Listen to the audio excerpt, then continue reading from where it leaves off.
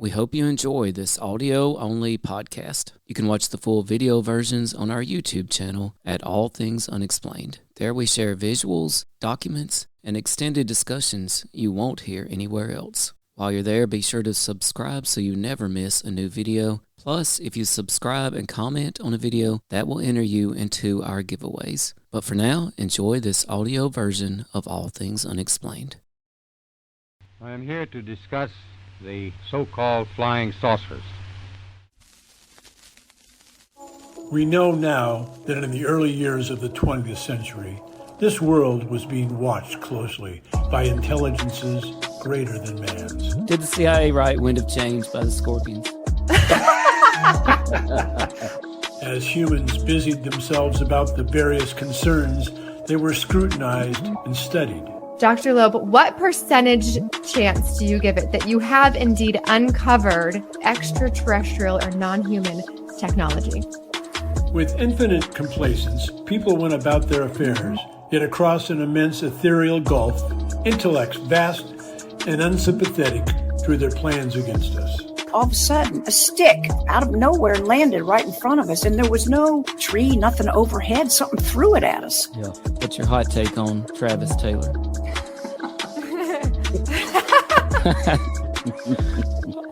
I've got an exclusive for you guys if you want it about the Alaska. We do. Okay. Dr. Taylor was revealed to be the chief scientist of the UAP task force with the Pentagon. All Things Unexplained. So some of that, I think, sir, we'll save for closed session. All right, Unexplained Ones, this is Dr. Mounson. Welcome back to All Things Unexplained. It's a very exciting live episode tonight, and I hope that you'll join us along for this ride. I want to say shout out to my friend JP from UFO Twitter. He said, hi, Tim, JP here. If you have questions for our guest tonight, remember to put them in all caps. I'll do my best to get to them in our listener question segment toward the end. Or since I'm manning the ship by myself tonight, hey, I may just throw a question up at any time that anybody has for our special guest tonight. But one way you can always get your question right up there is with the super chat. So if you do a super chat, I will definitely get your question right up there at the very beginning. And tonight, we welcome John and Jerry Tedesco and Donna Lee Nardo from Nightcrawler UAP. They are on the cutting edge of UAP research, and we'll learn more about them in just a bit. But first, I am Dr. Mounts. Make sure to check me out on Mr. Beast on YouTube if you haven't already. Here I am in 2,000 people fight for $5 million. This is on Mr. Beast, and there I am trying to get one of the infamous briefcases. You can just see my head there in this little clip. And we're excited that our own Larry, who does our intros and outros, he himself is now in the Mr. Beast universe. He is number 76 on ages 1 to 100 race for $250,000. And here comes Larry, number 76, trying to eliminate a poor 98-year-old man in dodgeball. He missed him with the first throw, but he smacked him with the second throw. So way to go, Larry. We're really proud of you, and we hope everybody will check you out on Mr. Beast. If you want to support the show, remember the best way you can do that is by hitting that subscribe button and commenting on this video. Plus, that will enter you into our giveaways, which we'll talk a little bit more about those at the end of the show. But for now, we're going to turn it over to number 76.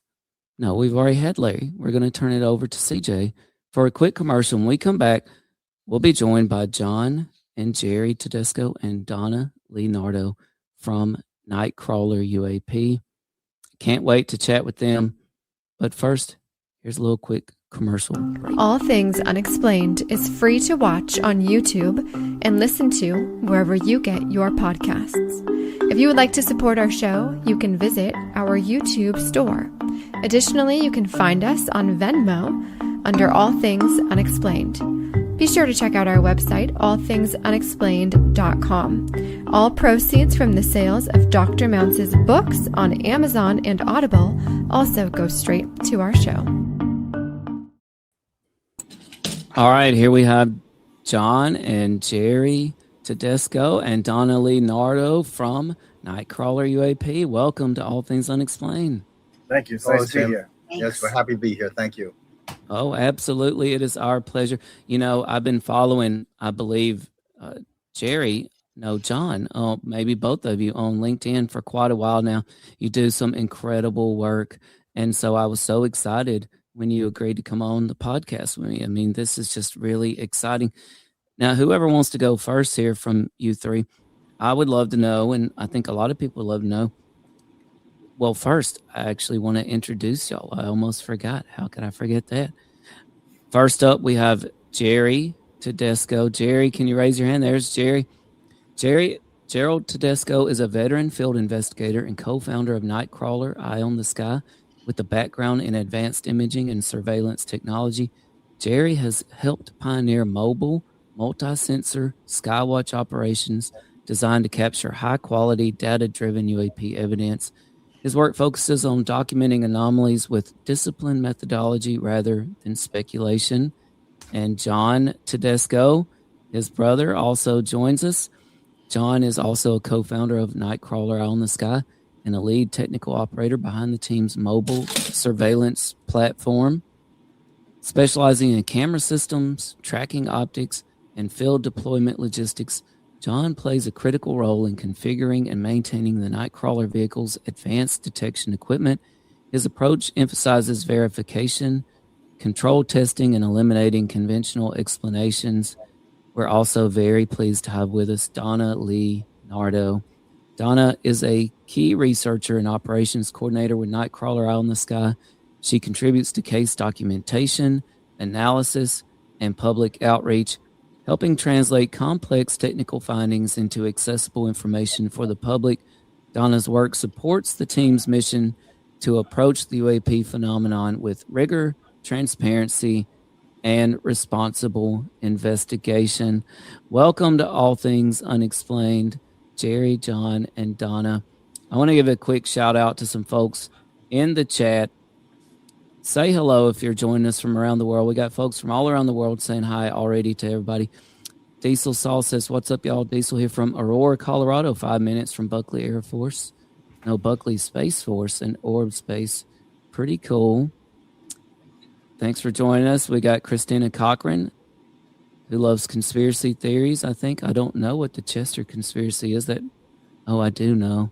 I thought it had something to do with something else, but thanks for joining us, Christina. John and Jerry, let's start with y'all. How exactly did Nightcrawler UAP get started? It's a long story. Yeah, it's a long story. Yeah. Well, we've been interested in UAPs and exotic phenomena, paranormal phenomena since we were kids. You know, we were very much into sci-fi and big Star Trek fans and Irwin Allen sci-fi series and all those kinds of things. And we took a break from that, of course, as we got older, and we both entered the engineering field and the sciences. We returned to it when the ODNI report was released by the government, mentioning the pilots encountering UAP off the coast. At that time, we were actually in the process of building a surveillance vehicle. We wanted to do our own research in Wi-Fi communications and the possible links to cancer cluster cases on Long Island. The other thing is we were interested in exotic phenomena such as ball lightning, dark lightning, high potential lightning, that kind of thing. So we wanted a mobile laboratory to be able to do that and collect some data and maybe publish a paper on it or a book. When we heard about the ODNI report and, of course, our childhood interest, we jumped into that, and it didn't take much more to add these other pieces of equipment to the Nightcrawler to get it to where it needed to be to have a full sensor platform. Right. I just want to shed a little more light on as far as what Gerald was mentioning before, is when we had started out, these what we were trying to do is map out these cancer clusters and try to see if there was possibly some kind of a cause for that, the electromagnetic effect, or in European terms, they call it electrosmog. And what we wanted to do was go from coast to coast, one end of the island to the other, and actually do a survey, an electromagnetic mapping or a survey of the island to see where the hotspots were and see if that correlated to these clusters. But that was our first forte into it. We had built a mobile laboratory at that time to do that with the right spectrum analyzers and that sort of thing. And we realized that that there was a lot of other things that we could do as well. And one of them was of course the UFO or UAP research, which we had connected ourselves with at that time with the Galileo project under the direction of Dr. Avi Loeb. And we're affiliates with them, still are. We still work with them from time to time. But we've gone out on our own and done our own research on a mobile platform rather than something that they have is more stationary, a permanent platform in Harvard and several other locations. Oh, yeah, we've been pleased to have Avi on the show several times. I mean, we love some Avi Loeb. He's doing great work for sure. Shout out to my friend from Australia, Marie. Marie, thanks for joining us all the way from the land down under. So, Donna, what about you? What is your UAP origin story? Having experienced seeing things that were unusual on and off my whole life, and then knowing these two, when the three of us would get together, mostly in our young adult years, we would always gravitate towards talking about everything science, but especially everything, UFO then, now UAP. And we always used to end up talking about UFOs, UAPs, and other similar topics. And back in 2020, when they were designing the first iteration of the Nightcrawler, they said, come by and, check it out. We want to show you what we have. And I was amazed because although it was just the beginning of what was to be the first Nightcrawler, and they were purposing all the sensors and the radar to do cancer cluster research and that sort of thing. I just thought it was amazing. And they were showing me radar readouts, things they saw in the sky that they said were anomalies. That was before Avi Loeb made his call about putting the Galileo project in operation. And so they were already building the Nightcrawler laboratory platform. And as Jerry said, and John said, that they repurposed it. It was very easy just to switch when they wanted to join forces with the Galileo project and become affiliates, and then use the laboratory vehicle and all the instrumentation to study UAPs. And what a wonderful multi-year study they founded and put together and designed and rehashed and perfected and finessed and tweaked over the years, even till today, with now 3 iterations of the Nightcrawler, one better than the next. Although I personally love the first one because it was it was a monstrosity, on wheels. Not that this is not impressive, because they've all been impressive. And is this the latest one that we're looking at? Yes, that's the latest one. The latest, yep. And I just want to ask, John and Jerry asked me to come aboard knowing that I had an interest, and something that endeared me more to John. If I wasn't already endeared to him prior, I would have been endeared to him at that very moment. He said, this is back in 2022, when we went out for the first field study. John and Jerry had gone for a few field studies. I had COVID. When I got over COVID, they were like, come out with us. And so I did. And John gave me one of the best compliments of my whole career. And this is what endeared me even more to him. He said, "You have the mind for this." And he was so happy that I was there. And I was so happy that I was there. And that was early on. And, it just went on from there, all of the different anomalies we saw in the sky. And John and Jerry recorded on their instrumentation. And it's been a whirlwind, really, since then. A lot of good discoveries. No one can pin down exactly, but these things are in process. Yeah, and Donna's been with us since the beginning. Since the beginning, yeah. And it's been a great, interesting journey. Mm-hmm. And I believe I put up your latest platform. What do you call this version here? This is the third iteration of the mobile platform. It's a Class A Class A mobile laboratory. It's actually a mobile home, Class A mobile home, and it's been retrofitted with the latest technology, spectrum analyzers, and we got radar. We got three different types of radars on it, all active radars. We have hyperspectral, multispectral camera systems, and a lot of instrumentation dealing with magnetometers. Basically measure physical forces out there, electromagnetic activity, and each piece of equipment is layered in a way that it covers a certain bandwidth, so nothing overlaps. Each one is covering a specific bandwidth of frequencies within that spectrum. So we're looking at everything. We're looking at, from radio waves on up to, ionizing radiation. And that includes visible light, UV light, infrared, and so on. I should also mention that this vehicle is pretty unique. There's only a few of them made in the United States that are like this one. This is more like an expeditionary vehicle, and it's also has 4-wheel drive, which is a unique feature. Oh, yeah. That probably comes in handy sometimes. Well, I want to ask you, at what point did you decide, or maybe you've always been like this, but when did you decide to do mobile UAP surveillance versus, say, a stationary setup?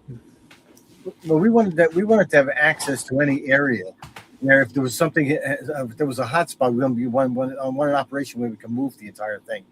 Without having a fixed platform where the equipment was it would take a long time once you establish that. To break that down and move it would be very difficult. Right, and this started out with a study to do cancer clusters. So we needed a mobile platform basically to get around the island, different areas, and utilize that equipment to make these measurements. The transition from that to UAPs wasn't extreme, although we had to, of course, elaborate on our camera systems and that sort of thing. Mm-hmm. Right. Well, and so are there any, do you ever work with any stationary setups, like in conjunction or special projects, or are there any disadvantages sometimes to not having a stationary setup that you also have with it? We haven't found that so far. No. I mean, anything that we were using, especially with the kind of work that we've been doing so far, we had to have a mobile approach. I mean, there wasn't anything that we could put up there stationary. Although, we do have other things going on where we have, specific equipment that can be deployed somewhere and monitor the environment on its own, without being moved, and that can be placed in an area for a month or a year or whatnot. Yeah, it could be fixed. A week. Yeah, right. And so, guys, when you first got started, I mean, was there ever any skepticism in your mind? Like, is this really going to work? Is it going to be effective? And if those doubts creeped in, and for Donna too, what was your moment that just changed your mind? That this is really going to be effective? We took a very agnostic approach to it. We weren't. We didn't get our hopes up. Yeah. And it wasn't that we knew exactly what we were looking for. It was when we were out there, we were looking for anything. It's like it's like starting from the scratch. We're doing the research, we're doing the observation. See, what is anomalous? What is prosaic? And we would establish those baselines. But like Gerald says, it was an agnostic approach. We didn't want to assume it was flying saucers or it was Tic Tacs or it was this or we wanted to observe the environment to see exactly what we were dealing with.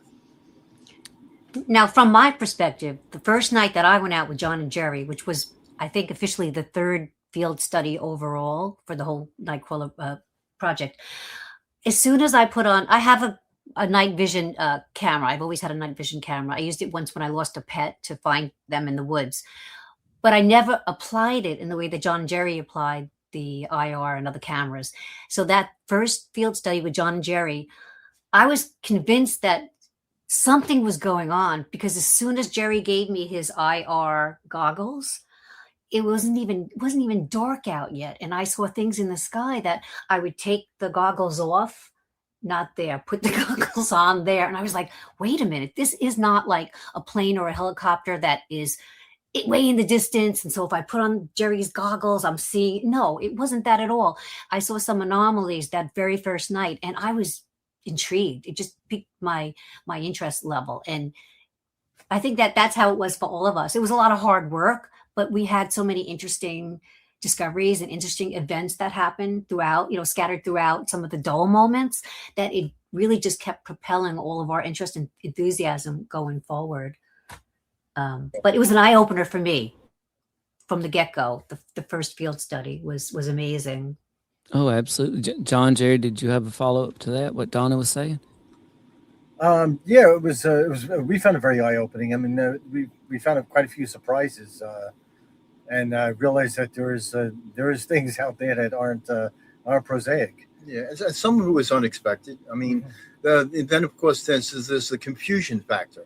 We live next to several airports, so you do have a lot of air traffic out there during certain times of the night, of course during the day and that sort of thing.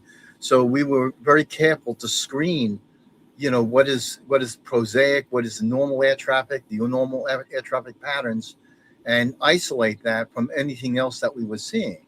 A lot of what we recorded was in the early morning hours during our observations. It's where the air traffic seemed to slow down. Generally after 12, it's other than freight traffic and that sort of thing. There's a lull with vehicles out there, and what we were able to determine is that there are objects with no corresponding data tracks, such as ADS-B. There is marine traffic, the same thing. We use Mara apps. We'll look at boating traffic back and forth and try to correlate things that we were seeing, stuff that was being seen on radar, and not every time could we find, a place for that particular observation.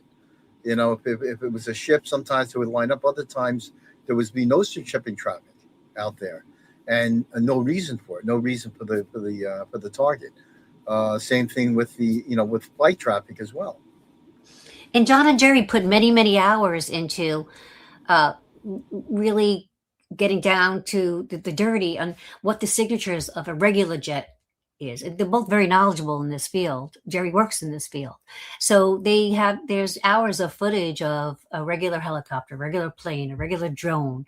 They know the EM signatures. They know the visual signatures. So, a lot of work was done on the backside on these, what are considered, knowns. John and Jerry tagged them as knowns. They did a very good and thorough deep dive into the knowns. They didn't disregard that. They went out there knowing what to expect with the knowns, so that we could look and see, well, what doesn't fall into those buckets, those categories. Right. That's really important, I think. And I'm going to say this right now. I've got a lot of things in my mind, but I suddenly remember something that Avi Loeb told us one time. And it's actually come back to my mind many times, because here lately I've started to wonder if that is actually true or not. When he first said it, it's like, yeah, you know what? You're really right. But Avi told us on All Things Unexplained that the skies are not classified. And so he's not going to count on the government, for example, for disclosure. He's not going to count on the military to tell him what's up there and what to think. And so I think a big credit to all of you with Nightcrawler UAP for simply getting out there and collecting data and looking up at the sky. But I would actually love to know, John and Jerry, after you've been doing this for quite a while, I mean, is that statement still 100% accurate? The skies are not classified? A little bit more. If there is something interesting in the skies and it is recorded, that particular data point, there are folks out there that are very tight-lipped about stuff like that, and of course it it raises suspicions and sometimes investigations and that sort of thing. So it's yes, the skies, for the most part are not classified, but there are people that are very much aware of what is being examined, observed, and what data can possibly be taken, and who might be interested in that data. What do we have? Arrow right now has tagged itself the purveyor of going through all of the government's data to act on President Trump's order to release what they can release among all of the different agencies. So a lot of people are griping, and probably rightfully so from what we know about Arrow's history, even until today, of all the agencies to coordinate that type of directive from the president, Arrow? Right. And we've talked a lot about Arrow on this podcast. I mean, it's like one of our clips here. We like to play a lot. We play in our intro and outro. It's one of their favorite sayings. We'll have to save that for closed session, right? They're supposed to be so about transparency and disclosure, but they save so much for closed session. But I can't figure Arrow out. I don't know what to think about them. I wasn't wild about Kirkpatrick. And then Phillips stepped in. Now, Phillips has said some very interesting things that really make you scratch your head. And even Kozlowski, the new director, he went on Star Talk Radio with Neil deGrasse Tyson. And even though Neil deGrasse Tyson, his co-host, kind of made a mockery of the whole thing and sort of reverted back to this, old school way of how people used to make fun of UFOs and UAPs and the topic, right? But Kozlowski went on there and just flat out said, hey, we've got police encounters with triangular craft that behaved anomalously. And he also went on to say that they've been working hand in hand with UAP organizations, in data collection. So I don't know what to think about Arrow. I mean, John and Jerry and Donna, if Arrow ever extended a hand and said, hey, would you help us collect data or, tell us some things about what you found, would you be excited for that? Well, actually, Arrow did reach out to us. And we did have a conversation with them. I think it was early on when Dr. John Kozlowski took over. We had talked to some of the other members of Arrow. And they were interested in what we were collecting out there, and they were interested in us sharing some of that data. Didn't Arrow ask you for? Arrow actually used your data as the typology for the UFOs in one of their public reports. Well, it's 3 to 6 feet in diameter, right? That was all your data. Yeah, there's definitely a lot of coincidences. Coincidences, what they and they thanked you for that. They thanked you for Phillips. Thank you for that. Yeah, to give credit to at least Tim Phillips, he did mention that when they were developing their system, their Gremlin 2 system out there, they modeled it after the Nightcrawler equipment and Nightcrawler system. So they were monitoring the Nightcrawler. Arrow was monitoring the Nightcrawler. It's possible. They also had bought our books, and they screened through our books, and but they were quite interested in what we were doing out there. Oh yeah. You know what that might explain? Because one thing Kozlowski mentioned on Star Talk Radio, which they really didn't get into it much, but he mentioned that Arrow wanted to provide law enforcement agencies and such with equipment to improve their ability to monitor UAP activity. Now I'm wondering, are we talking about something based off what you guys use? Yeah, I mean, I think John Kozlowski is. I think he takes a more serious approach to it. Although he still works for the Department of Defense, and they have, I believe they have their own agendas, and I think their concern is finding the most convenient explanation for some of these things, and in order to keep the threat narratives down. We have to remember the genesis for Arrow was a congressional directive, right? And part of that directive, not all of it, but part of it was not just for Congress and SCIFs, it was for the general public. So they haven't acted too much on the general public, but what they did offer to the public was some of the data that John and Jerry uncovered and put together. Really interesting.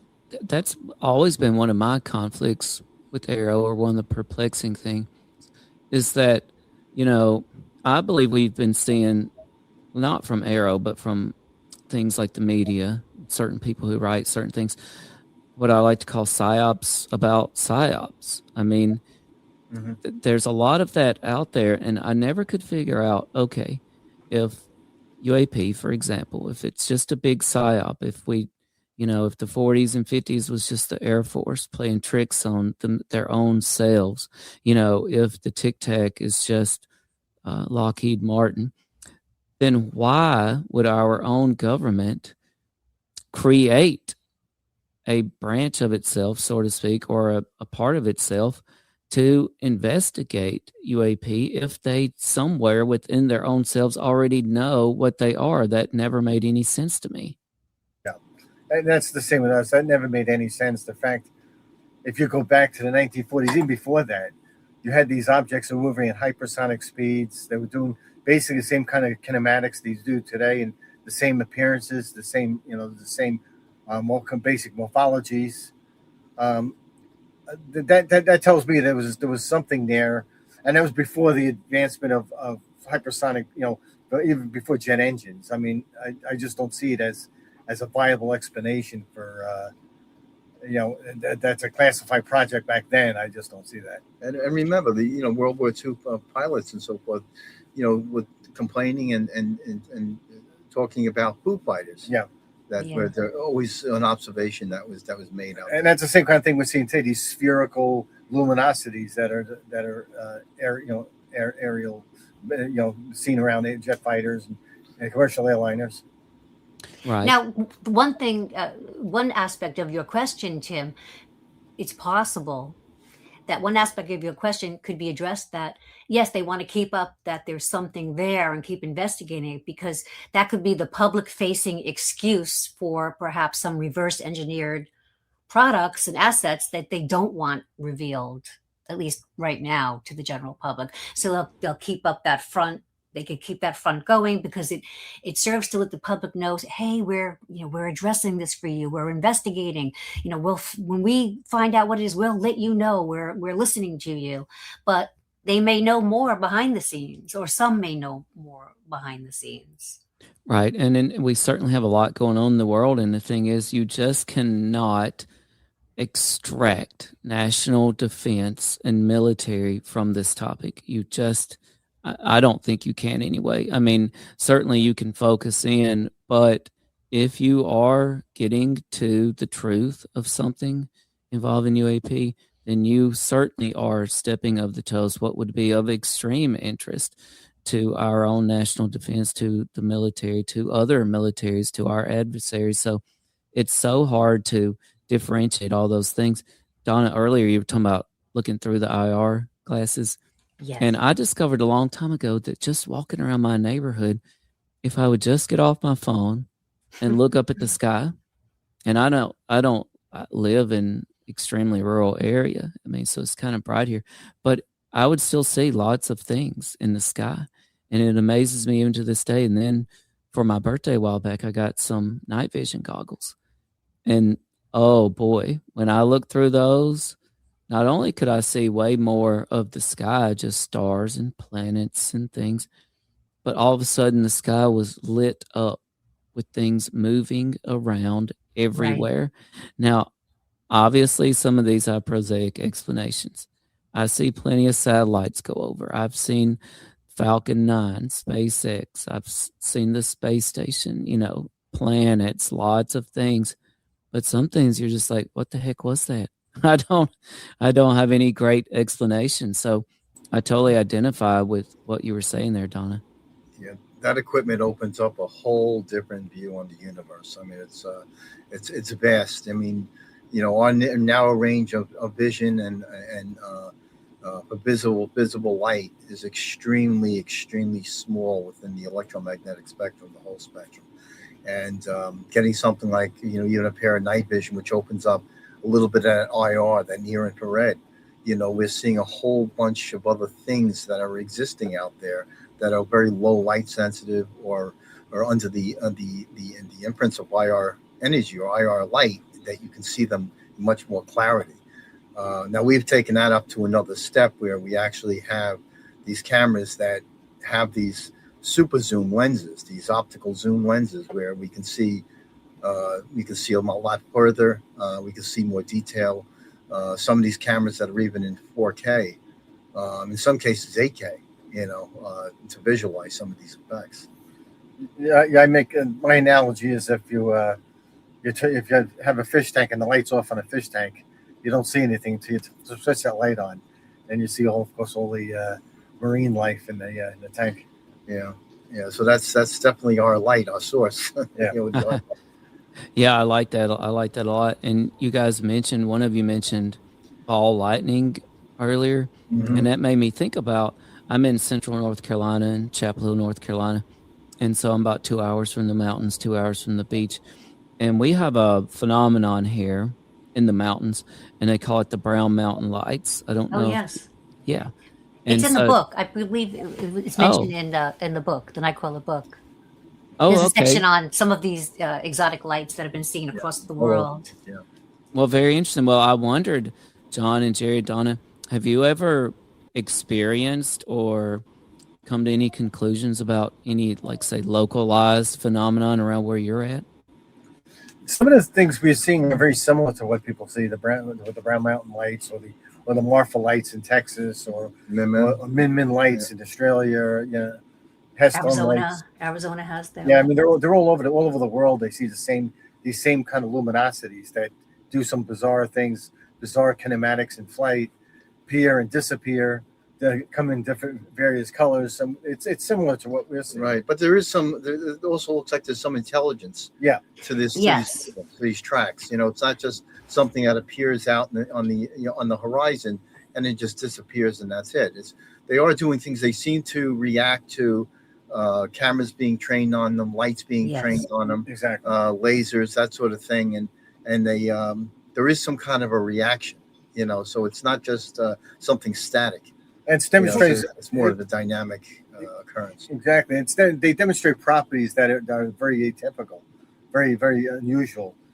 Some of these very luminous objects, we've seen them drop their luminosity. Yes. And actually have a structure, the polyhedral type structure, and a rotating structure. And sometimes it's multiple in the sky at the same time. Yes. And they seem sometimes to move in some type of a unison type of a movement. So the intelligence aspect, I say that's where I would differentiate what I've seen. Yeah. Well, that's seem. Yeah, and that's a good point that Donna makes too, is that we've seen multiple objects out there that seem to have synchronized rotation. Yes. So it's not an individual thing that we're seeing. There's some kind of, almost like some kind of communication going on between them. There appears to be some kind of networking.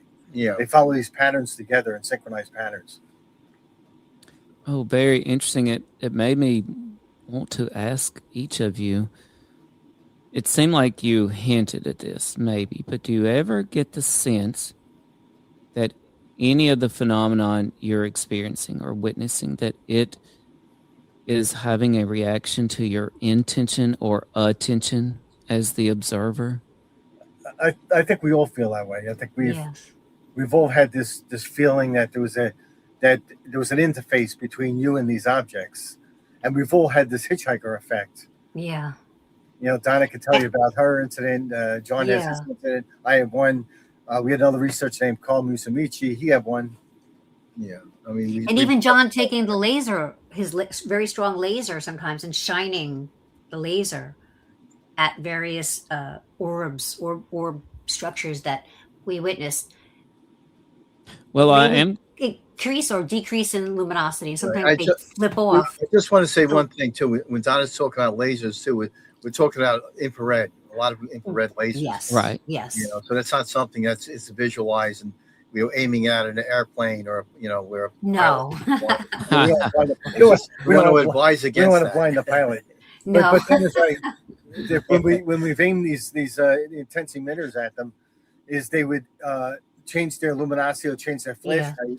They would also try to avoid it in some cases. Yes. Oh, that's interesting. Well, I did notice this thing about the hitchhiker effect, which I've been fascinated with for quite a while in the notes that y'all sent me from Nightcrawler UAP. Donna, I would love to know, and by the way, I do have some videos that we can pull up here in a little while. I would still want to talk about a little bit more about your equipment and some of your encounters, but Donna, I would love to just go ahead and know what's your experience with the hitchhiker effect.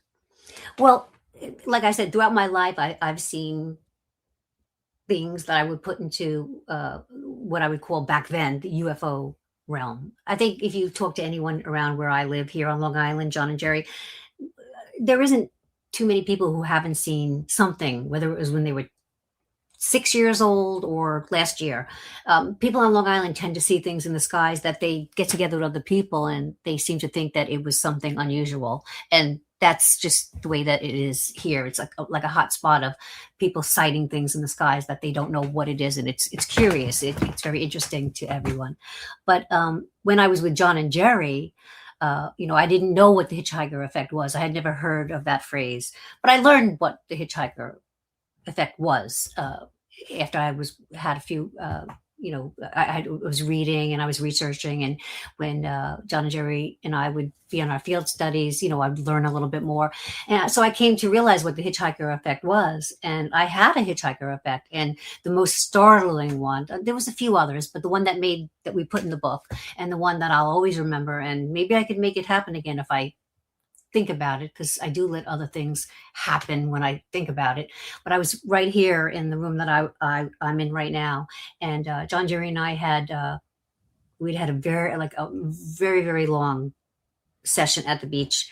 I mean, like from say 7 at night to 7 the next day. So we were all exhausted. I was exhausted. So by the time I was able to really go to sleep, I was just so exhausted. And it was very, very late at night too. And I was just so exhausted. But before I fell asleep, I felt something in the room. Just something that made me open my eyes. And when I opened my eyes, there was some light from a star outside, a planet outside. I had left, my blinds open. So the room wasn't entirely dark, but I just felt something. And when I opened my eyes, I felt like whatever this was wanted me to do that. So I opened my eyes and I saw a very low luminosity, but definite orb-shaped ball, and it was I was on that side of this room, and I saw it over there. There's a door, and I saw it kind of waltz slowly across, and I noticed it, and I watched it, and I knew, this happened very, very quickly. It sounded like it was a long time. It just happened very, very quickly. My thought processes were very, very quick, but I was thinking, wow, this is really, really special. I'm having another special moment. And I wasn't fearful. I was actually very excited, and I was so afraid that if I said anything out loud that it would go away, because it was already very light. But what I did was I ended up talking to it, and mostly telepathically, not doing that deliberately, but just not wanting to say anything out loud. And I said something to the effect, I don't remember the exact words, but I was like, I hope that, you'll come back again. I hope, I want to know, what you are. And it was very, very quick. And after I said that, it kind of almost disappeared, and that was the end of it. Wow. And I attribute that to, because I was, every inch of my body was abuzz with the Nightcrawler work from, the 12 hours, a few hours before that, because when we would go out for many, many, many, many hours, unless we had a guest. We would be out there for a long time.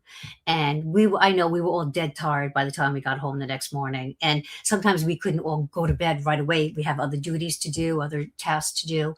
And by the time we would go to bed, I think we probably all slept like babies, but we were exhausted. But we were also very much like our bodies were pulsing, the field studies and then the whole Nightcrawler, why we were out there. It was an exciting period. And, while you're in the midst of that, it doesn't go away. So even though I closed my eyes, wanting finally to get some rest, whatever this was didn't want me to for that brief moment that it made me open my eyes and then paid me a very brief visit of why I don't know.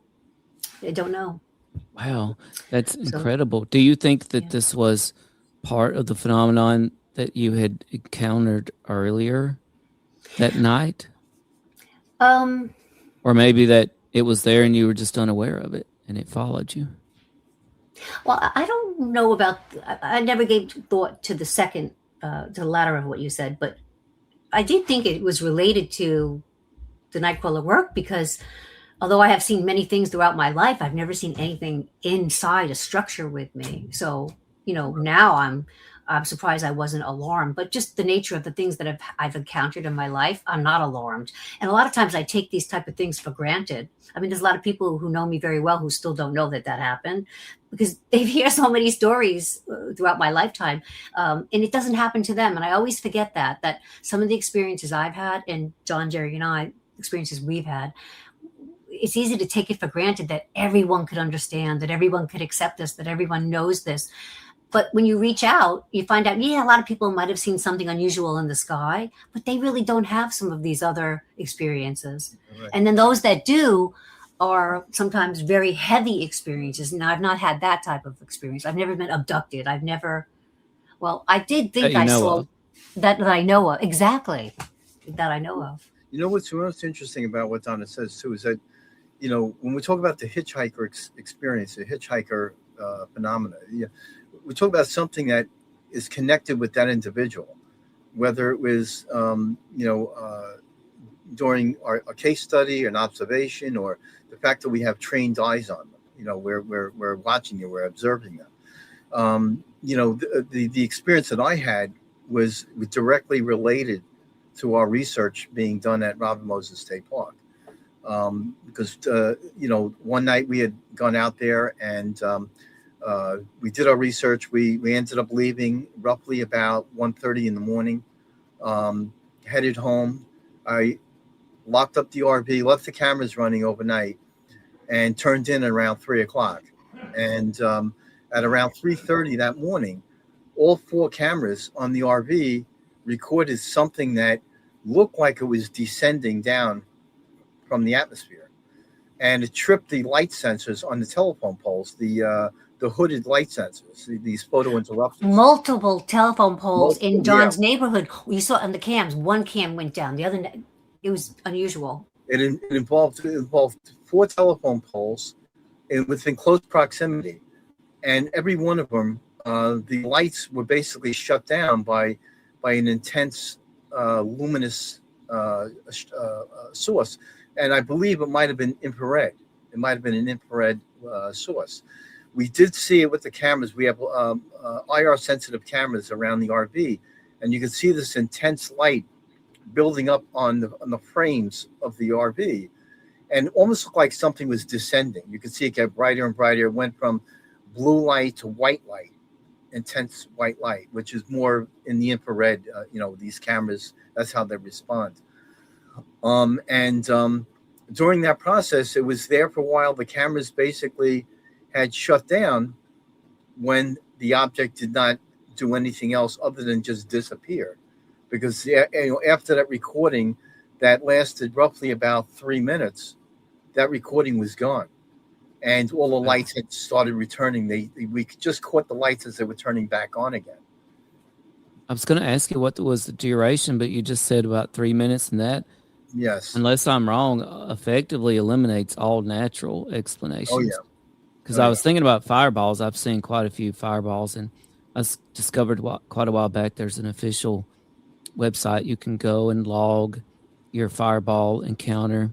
And that's really interesting to visit sometimes because there's some really interesting things on there, including photos and videos. But 3 minutes, no, that doesn't seem like natural. Right, and you can imagine the intensity of these lights too. Those photo cells are made to be shut off by sunlight. When the sun is coming up in the morning, as the sun's rising, it's got to reach a certain level in the sky, a certain angular level where these photosensors can respond to that brilliant light and shut down. There's a certain luminous level.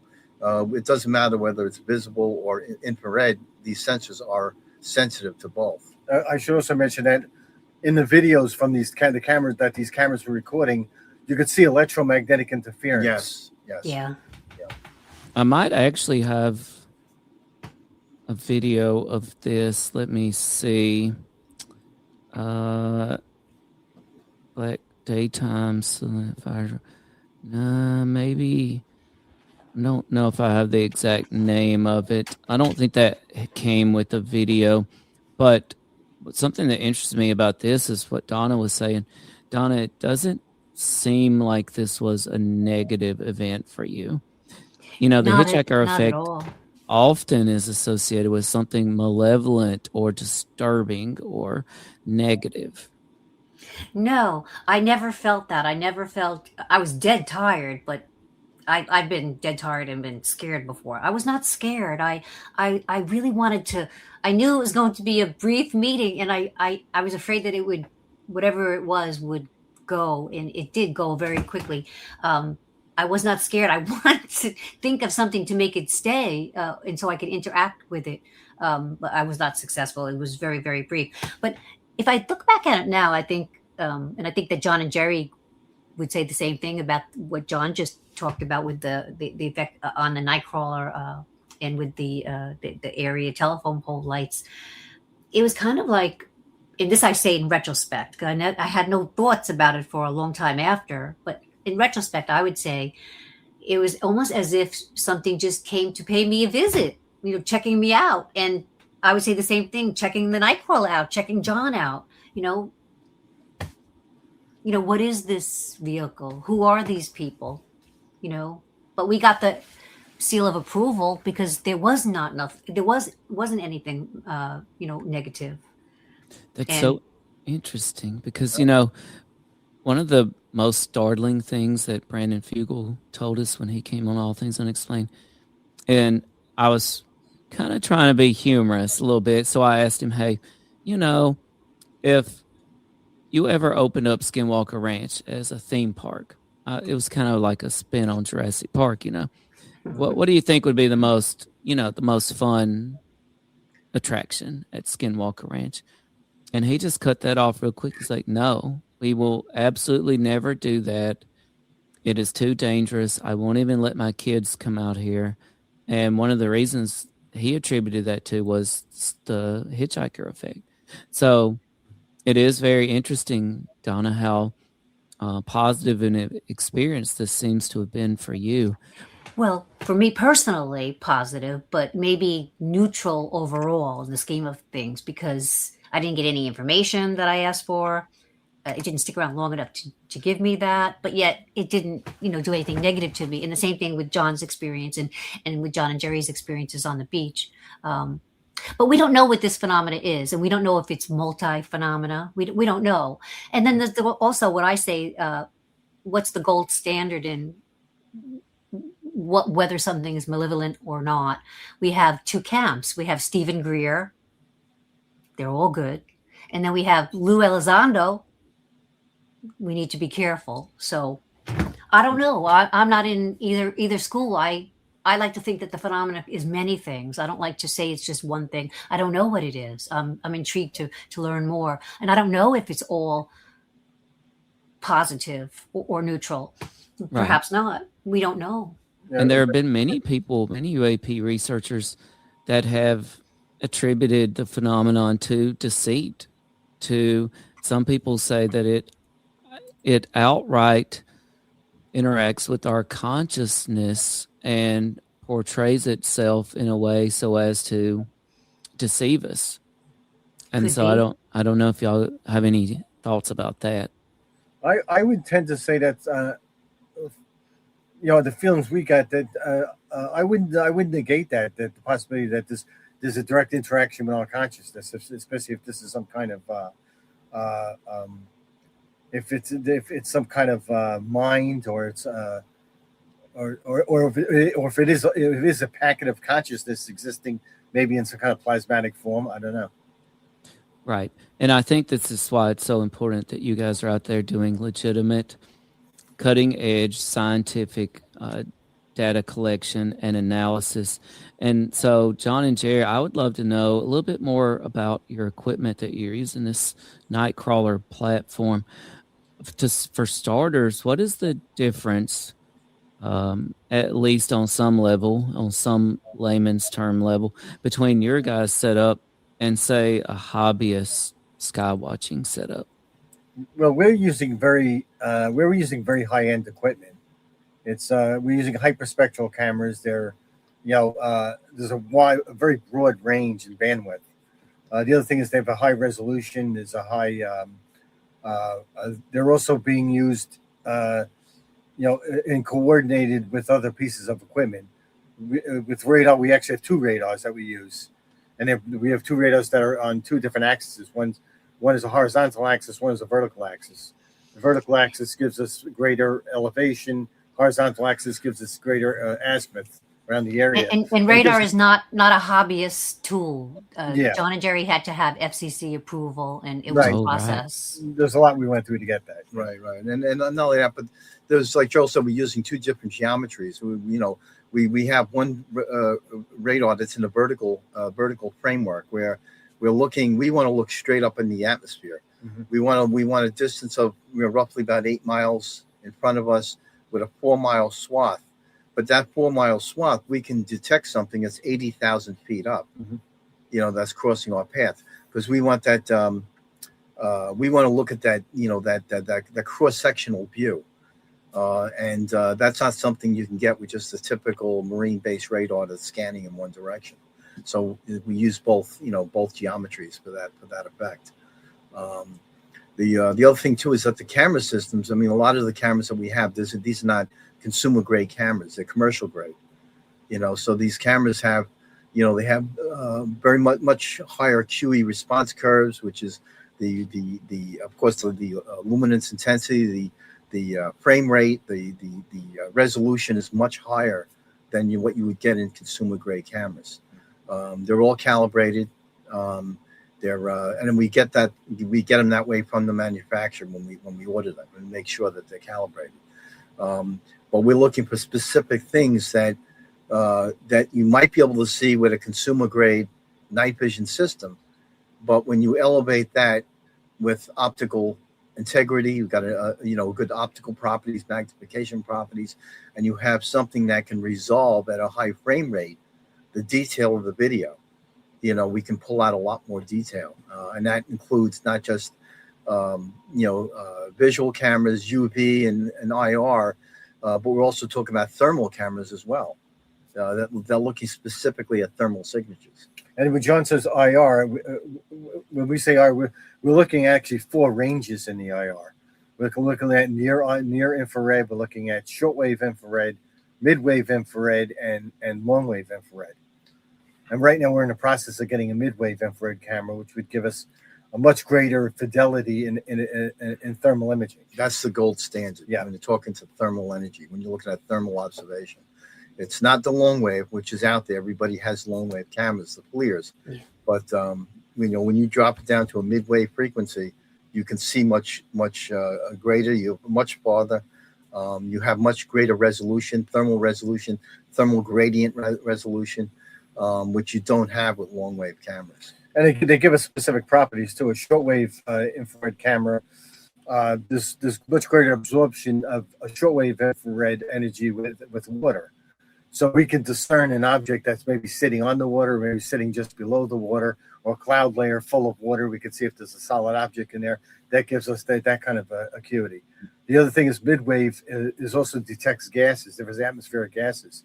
So that would tell us whether it would display a propulsion system, maybe giving off a contrail or giving you off a heat source, that kind of thing. It gives us this much greater fidelity. Right. And even though you're talking about thermal imaging, midwave and long wave you wouldn't see that. You wouldn't see propulsion signatures unless it was in the form of direct heat, a source of heat.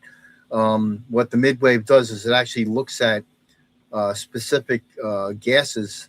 And atmospheric effects, which are not in the form of heat, So those are the kind of things that you'll see with a mid-band camera, which is also, I believe, is what the military is using.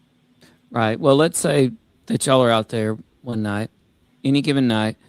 How do you, with your equipment, how do you go about ruling out prosaic explanations like planes, drones, satellites, stars, planets, that sort of thing. What does that process look like? All right, so we have a protocol we put in place. We do a checklist with aircraft. We know where the airport is. Like the closest airport is John F. Kennedy Airport. It's about 38 miles away. We know where the flight corridor is. So we track that. It stays within a certain range. We know what all the navigation lights look like on an aircraft, and with the camera fidelity we have, we can see all that. From navigation lights to anti-collision beacons to taxi lights, everything on that aircraft. The other thing is we're using ADS-B, so we can track the transponder signals to identify the aircraft. The other thing is we're using Mara apps if any boating traffic, so we don't get confused by maybe a boat with a lighting, maybe with a mast that may have lighting on it. The other thing is we're using radar to look at solid targets and their distance, and we can triangulate the distance and their elevation and that kind of thing. Right. And the acoustics. Everything has its own acoustic signature. Exactly. Right. And what Joe was saying before too is that on some of these boats, these ships, you have high superstructures. They can be towering above the water, so they look like they're over the water and not on the water. So at certain distances, we want to be able to see the rest of the structure, not just the lighting itself, which is a heat source. We want to look at the hull of the ship. We want to be able to resolve that, and with the right cameras, the right technology, we can do that. Yeah, and in that case, like we would use a thermal imaging, a FLIR system, a good FLIR system with zoom magnification, where we could actually see the heat signature of the structure itself, the hull of the ship itself. The other things we're using radar, we're using MARAP, so we can track the shipping traffic that's in the area. Right, and we can track that shipping traffic out as far as 40 miles. Mm-hmm. So we can know exactly what's going on off the shore. We can also track, of course, air traffic within a certain distance. With both radar systems, so we can keep our eyes on that. We also use apps for cloud-based altitude. We're looking at the cloud-based altitude. So, we have a cloud layer sitting at around 5,000 feet. Certainly something that if you have a dense cloud layer, you have something that's an aircraft that's at 10,000 feet. You're probably not going to be seeing it through the clouds. We'll be looking at that air traffic below that cloud layer, and then try to look for that particular signature on the ADS-B to see if there is something there. Well, that's the other thing. If we know the cloud base is 5,000 feet, we see an object under the cloud base, we know it's a lot lower than 5,000 feet. Right, and we're also using very light-sensitive cameras. With the IR, Joe was talking about the IR and the near-infrared, the shortwave infrared. This is what they call SWIRE. And we're also looking at those thermal signatures, too, with an optical lens. So we can zoom in with that particular thermal camera, and we can see that fuselage. We can see the whole plane. We can see the wing structure and everything, even at 28,000 feet. Yeah, of course, the configuration where the engines are, we'll know where the engines are. We'll see the contrail. We'll see the heated area where the contrail's coming out, and we'll see the actual shape of the plane. Yeah, so differentiating between prosaic air traffic and something else that might be contrary to that, with the equipment that we have, the apps that we're using, we can generally do a pretty good recognition or an identification of what we're looking at. Everything is triage. And I have to say, I just think this is important, that John and Jerry layered all of this info, all these levels of and types of analysis in from the very beginning. It was part of the foundational plan.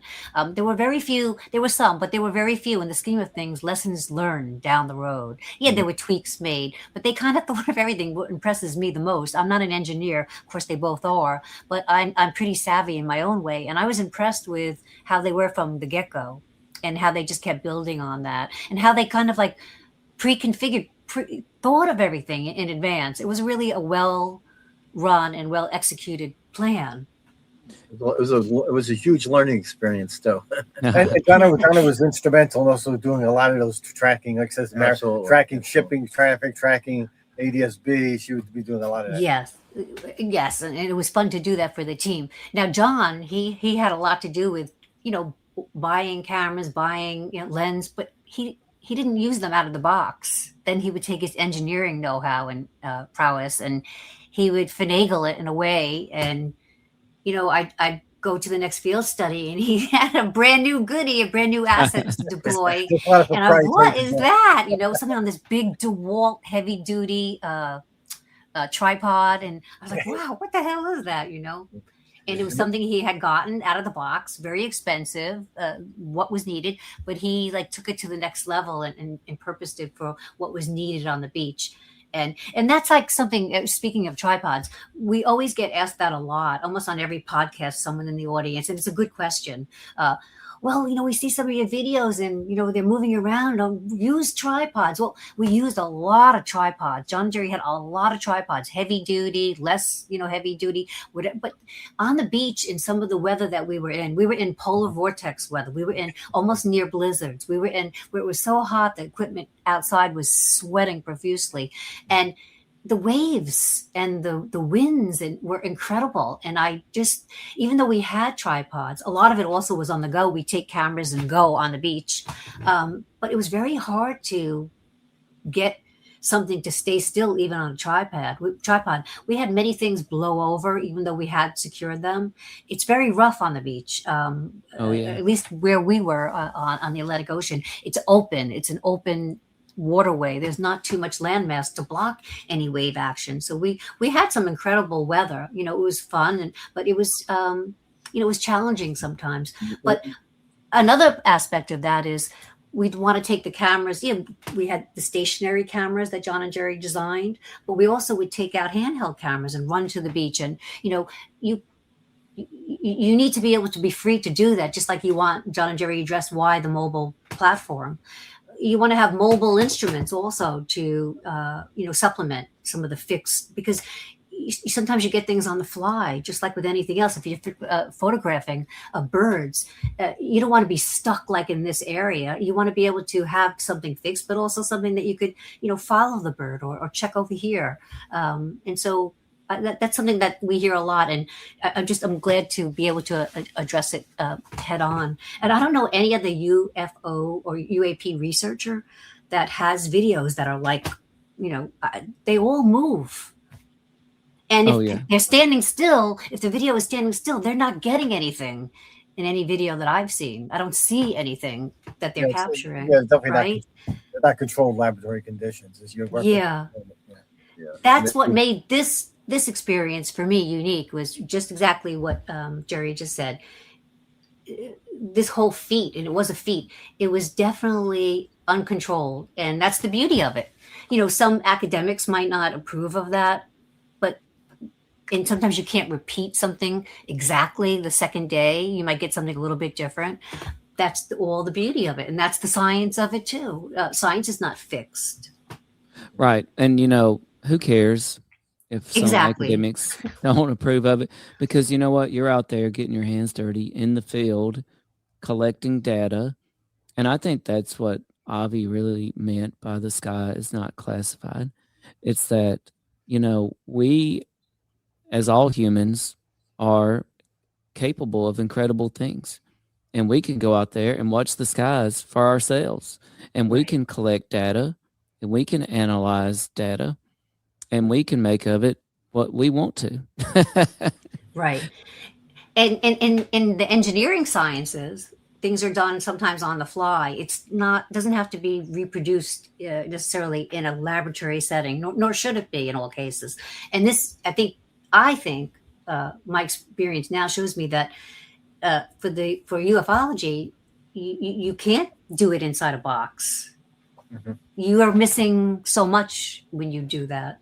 You're just seeing one facet of a jewel, and jewels have many facets. So right. that's what I would say. And one thing I'm really fascinated by are patterns, and I would love to know: have y'all picked up on any patterns from? You definitely have a tremendous amount of data. So in terms of time, altitude, movement, location, color, shape. Mm-hmm. Yeah. So there's quite a few patterns that we've seen over this 4 year process, almost 5 years. Is that there's a uniqueness to the object itself. If you can see it visually. And that's with your eyes. If you can see it visually, what you see is a kaleidoscope appearance most of the time. And this kaleidoscope if you look deeper at the changes as this thing is rotating, it's changing color from blues, deep blues, to red, to orange, to green, white light.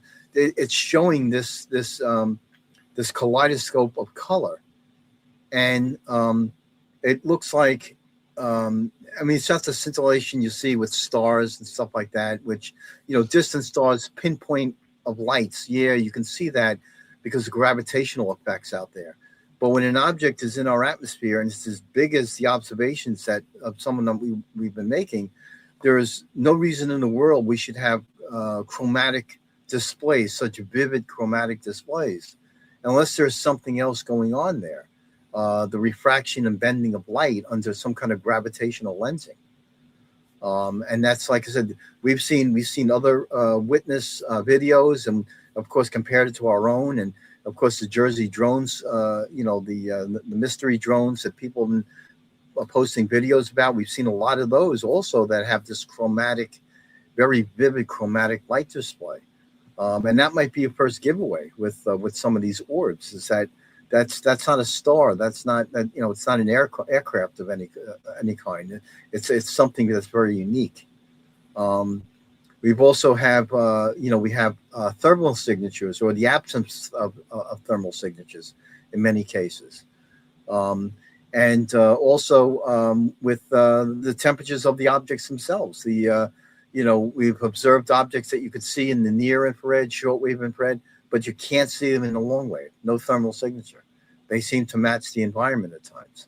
So that's a unique data point. If we got something focused out there and it's only 500 meters away, we should be able to see that in very distinct thermal thermal gradients. So we should be able to differentiate that from the rest of the environment. And many times we're not able to do that. And we've actually seen them drift into different spectral ranges, right? Spectral frequencies, where they'll leave the visible range, but when some of the other cameras, the IR, like the different depths of the IR cameras, will pick it up as it changes, as it disappears from the visible range. So we see this, what appears to be some kind of signature management to stay hidden. And I'm thinking about mechanical or technological things, human-made. Jerry, so far as we know, are there any explanations for anything we know of that would do what you're describing in terms of appearing on one sensor but not on another? No, nothing that matches up to what we have prosaically. Unless you have some bizarre classified project. Right. And we're not aware of any technologies out there. It's we don't have those. The general has a higher clearance than I do as far as security, but there's nothing that we're aware of that can produce these effects unless it goes along the lines of reverse engineering or something along. But then there's a problem with that, because you wouldn't be testing this out in an area where there is commercial flights. It would be too close to an airport. You just wouldn't be testing it out there. And then why would you test it all hours of the night? It doesn't make sense. Right. I also still believe that you would not test it, and this is my personal opinion, but it's not just my opinion, it's been the opinion of many others too, that you would also not test it unbeknownst to our military. I still don't believe, I also think that's illegal. And another reason why I've never bought into that theory, because, okay, then something illegal has happened. And so there should be some follow-up. If our military is doing unknown interactions with other branches, for example, that they don't know about and putting people in harm's way, well, that's unethical and illegal. So I just can't imagine that's going on. I'm always been intrigued by some of these briefings where they redact and classify things like shape.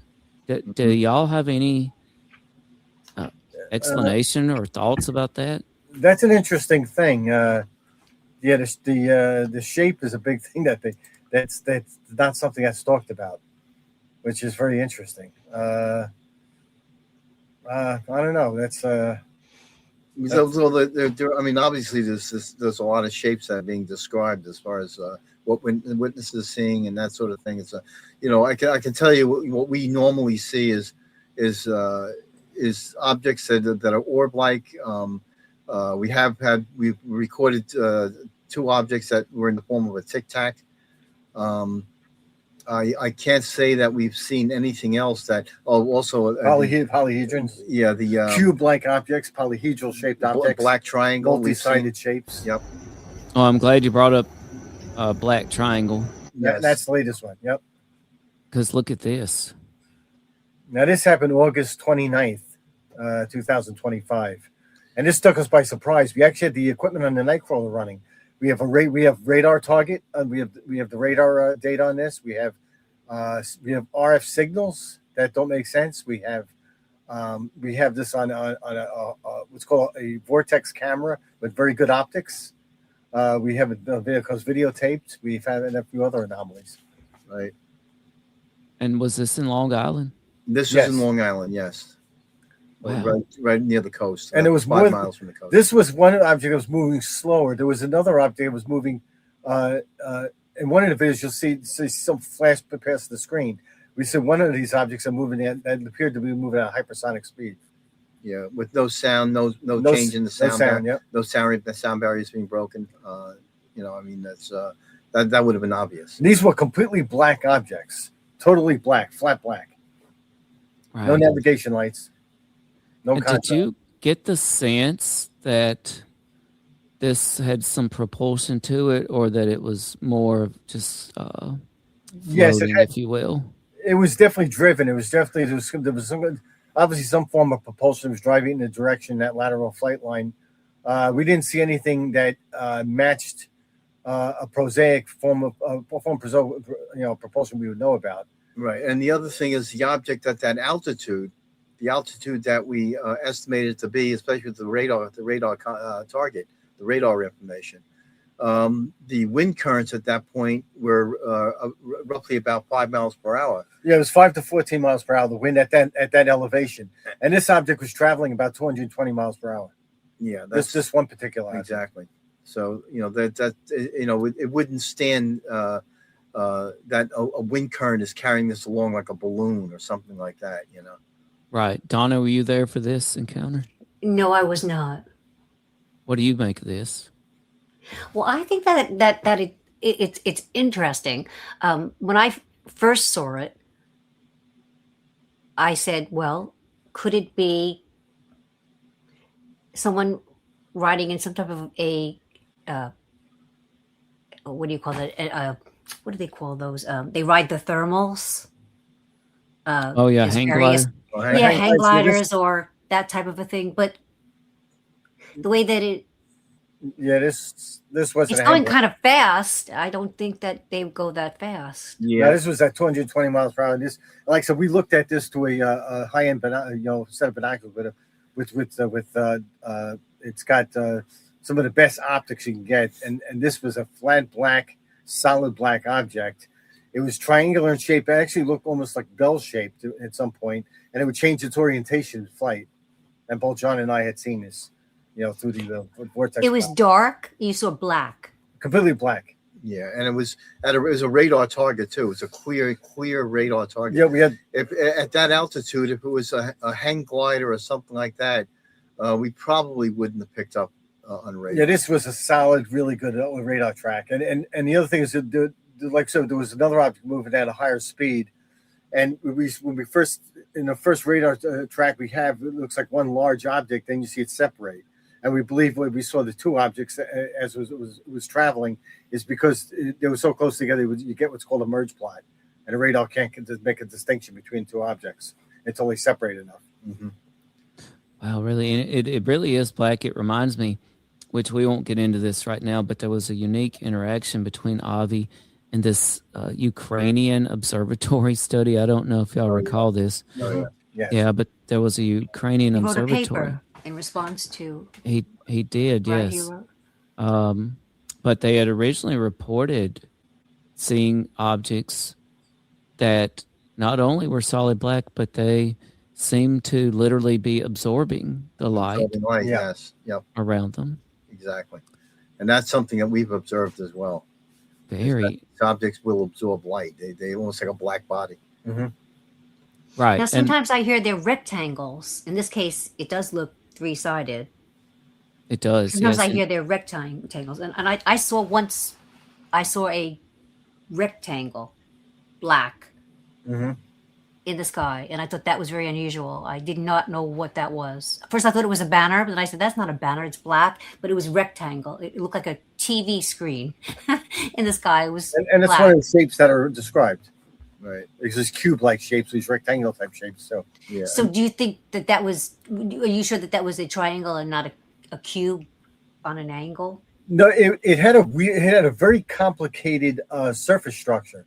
We actually have an enhancement. We've enhanced the video, and you can see it had something that looked like a large bell-shaped nozzle on it, or appeared to be a nozzle. And then it had these at the corners of it. It had these spherical radii on the corners. It was a very unusual shape. You know what it reminds? The shape looks like a badminton. What do you call that? Shuttlecock. Yes, a shuttlecock. Yes. Yes. Somebody was way off with their spike. Let me tell you, just sail through the atmosphere.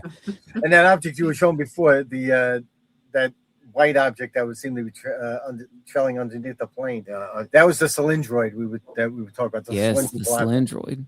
Right. Yeah. That was an early morning observation. Yeah, it passed this aircraft in the opposite direction. You'll see it underneath the aircraft. Yeah, the aircraft we were able to see on radar. We had ADS-B data on it. No data on the object that was within that flight path. See how clear that is? It's amazing. Yep, the aircraft's clear, and this is slightly out of focus, and it's highly luminous. It may be it may be very reflective surface, or maybe give off its own light, but it has no flight surfaces on it, no contrail. It's just a cylindrical looking object. And the interesting thing is when we froze in one frame, we saw a flash from it, and John and I froze it in one frame, and it looked like it changed its orientation of flight. And it looks like a club shape in that one frame. It comes out wider in the end in the direction of flight. And it has two spots on it, look like two shiny surfaces or two lights on it. Right, and it flashed once. Just once. During almost a 40-second observation. Yep. Wow. It has a wobble to it also. If you watch it closely, the object, as it's doing its linear travel, it's wobbling back and forth. It's from front to back, you can see this wobble.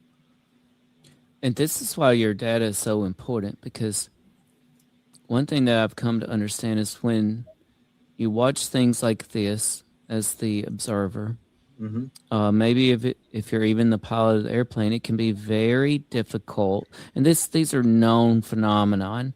It can be very difficult for the observers to determine if the object they're seeing is actually moving or there are different characteristics about it. And so this is why your data collection is very important, because you would definitely see people making the argument with this object is not actually moving. We're just seeing the plane go, through the frame, and it kind of gives the illusion that the object's moving. But with your data, we know, a lot more about the object. Right. And this was described as a cylindroid, and I think that's a good description. And you also had this video, which I thought was really interesting because it was with a fireworks show. Yes, this is something me and my wife had seen. It was during the 4th of July, and this was an object that appeared in the distance. It was moving approximately 120, 130 miles per hour. It was a very bright fireball. It looked like a plasma. And you can hear the fireworks in the background. You hear the fireworks in the background, but this thing it appeared at both fireworks display. It went towards one of them, started one fireworks display and went to the other fireworks display on the other side of the island. Now, I live right around here. I hear those fireworks every 4th of July. I wish I was looking in the sky at that point. It was interesting as somebody tried to tell me that this was a sky lantern.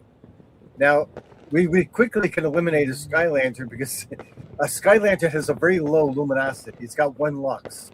It's as bright as a candle. This thing was very bright. This was as bright as the landing lights of an aircraft. Something at 600 watts, at least 600 watts.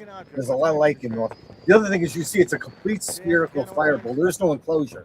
You would see the enclosure of a sky lantern. Plus the sky lantern, there was barely any wind that night. The wind speed was 0 to 5 miles per hour.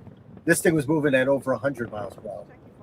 It's not so that it's not something trapped in the wind. It's not, and it has no features of a sky lantern. And that's the first thing we'd look at too.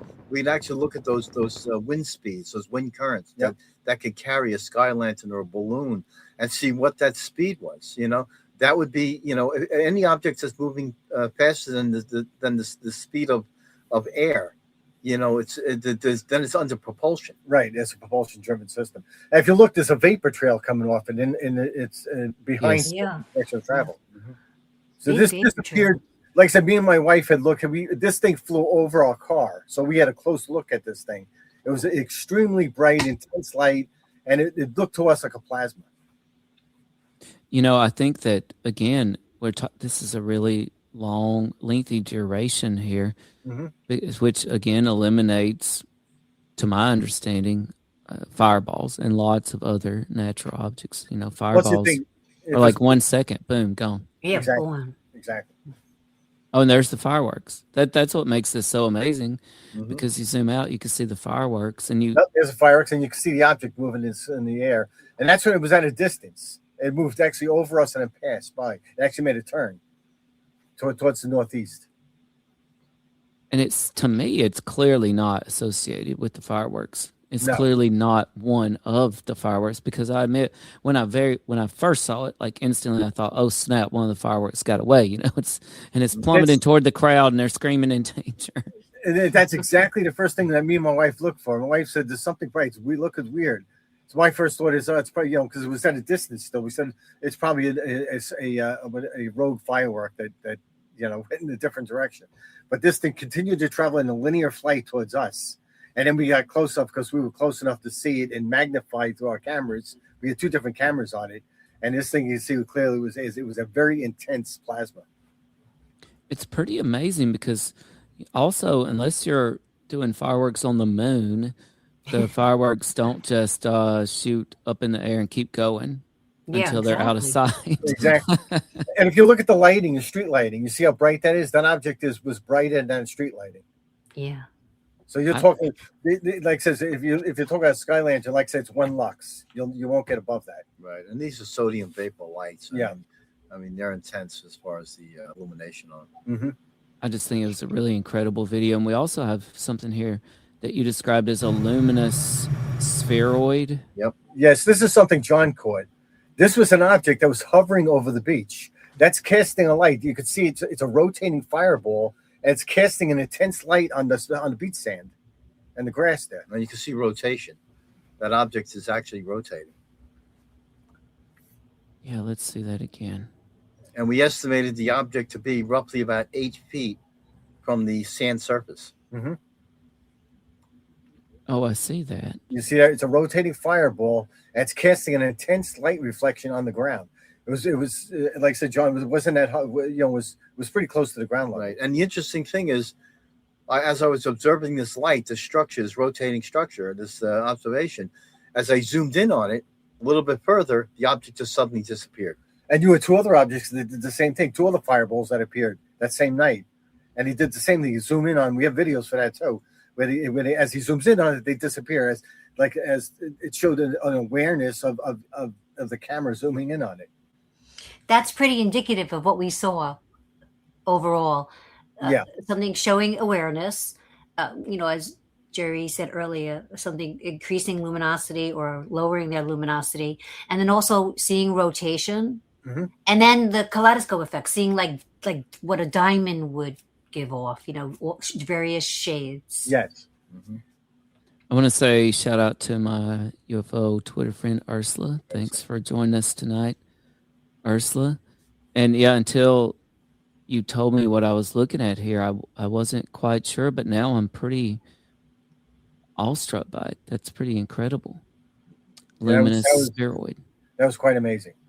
And we also have other objects here interacting with water. Yes, now this was an object that very similar to another object. It was a spherical orb of light that was hovering just above the water. And we have 2 videos of this. The one that was on the water, you'll see one as it changes its luminosity on the water. Yeah, just below the object on the left. And you'll see other objects above it that were hovering next to it, but they had drifted more to the IR range. It's a shortwave IR range.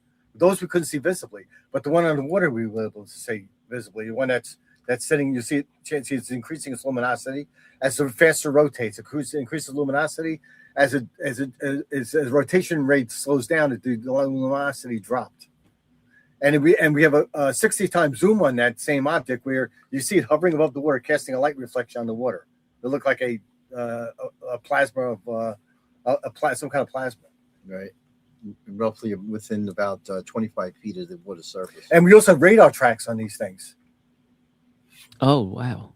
They showed up on radar. Really interesting. Really interesting. And this was, where were you exactly? Off the coast of Long Island? Yeah, this is an area. Robert Moses State Park. Yeah, this is an area called Fire Island National Seashore. It's actually a barrier island right off of Long Island. It's south of Long Island. Oh, wow. Really intriguing. And here we have a polyhedron. Yeah, and this is quite interesting. You'll see it. We have a zoom window. A zoom window on the object, and now we're zooming in on it, and you'll see as it clears, it's got multiple colors. And if you look, it looks like a rotating cube. Yeah. You'll see that kaleidoscope of color too. You'll see it's got multi-flat-sided surface. This is either a cube or it's either a truncated cube or some kind of polyhedron. Wow. And was this around water somewhere too? Yes. Yes, this was above the Atlantic Ocean. Yeah, Rob Moses. It's right off the coast. Right, yeah. Oh, I see, yes. Yeah, this is south of the coast. And Ryan Graves has always said that some of the pilots, what they see sometimes is like a cube with a orb inside or a circle inside. Right? Yeah, sphere around it. We believe this is probably what Ryan Graves and the pilots were seeing. We believe this is an envelope maybe created by a field effect around it. They may be trapping the light. That's where you see a cube within a sphere. Yeah, some kind of translucent dome of some sort. Yeah, and a cube with the apexes of the cube barely just touching the inside of that sphere. Yeah. By the way, Tim, we posted many different distinguished guests, and Ryan Graves and his crew. Some of them work for NASA, have been out, and they were impressed by John and Jerry's instrumentation. Wow. That says a lot, and I mean, it's impressive. That says a lot. And I think that what we're experiencing here, this may be one reason why they always classify shapes, because I think this is a great example where people just don't associate this with humans' capability of flight. Yeah, this is quite strange. I mean, it doesn't resemble any kind of anything with the flight surfaces we're used to. No, not at all. And we also have here, I was intrigued by this, and I was hoping y'all could talk us through this, some sort of radar anomaly. Yeah, so this here. this is a radar anomaly, and we'll have to look very closely at it. This is a high-speed object that was moving at just over Mach 2 as it headed in towards us. And you can see, if you look at this on the right side of the radar track, you'll see a reflection of an object moving in, and it's moving from right to left of our field of view. We're in the center target where the crosshair is. That's where the RV is, and that's where the radar is emanating its beam from. So as you see from the right, if you start it up, you'll see an object. Each one of these rings is 2 miles from the one prior to it. So we have 2, 4, 6, 8 miles altogether. And the mile marker on the top, you say it says 6 miles, and there's a 2 just under it on the left top. That 2 means the rings are 2 miles out, each ring. Now, what we did is we actually did the timing. This object moves in 6 miles in a very short period of time, which equates to just over Mach 2. That's why you see those stagger lines. There's those dashes that look like it's going across the screen. Right. Now, if you started up the radar trace again, you'll see that how quickly it moves into the center crosshair from the right side there. All right, you'll see it on the top. Oh, yes. Okay. Then there's an echo. That's another thing that these things do. I see multiple echoes. Oh, I see it now. Okay. And now you see how quickly it's moving in? It covered 2 miles in less than 3 seconds.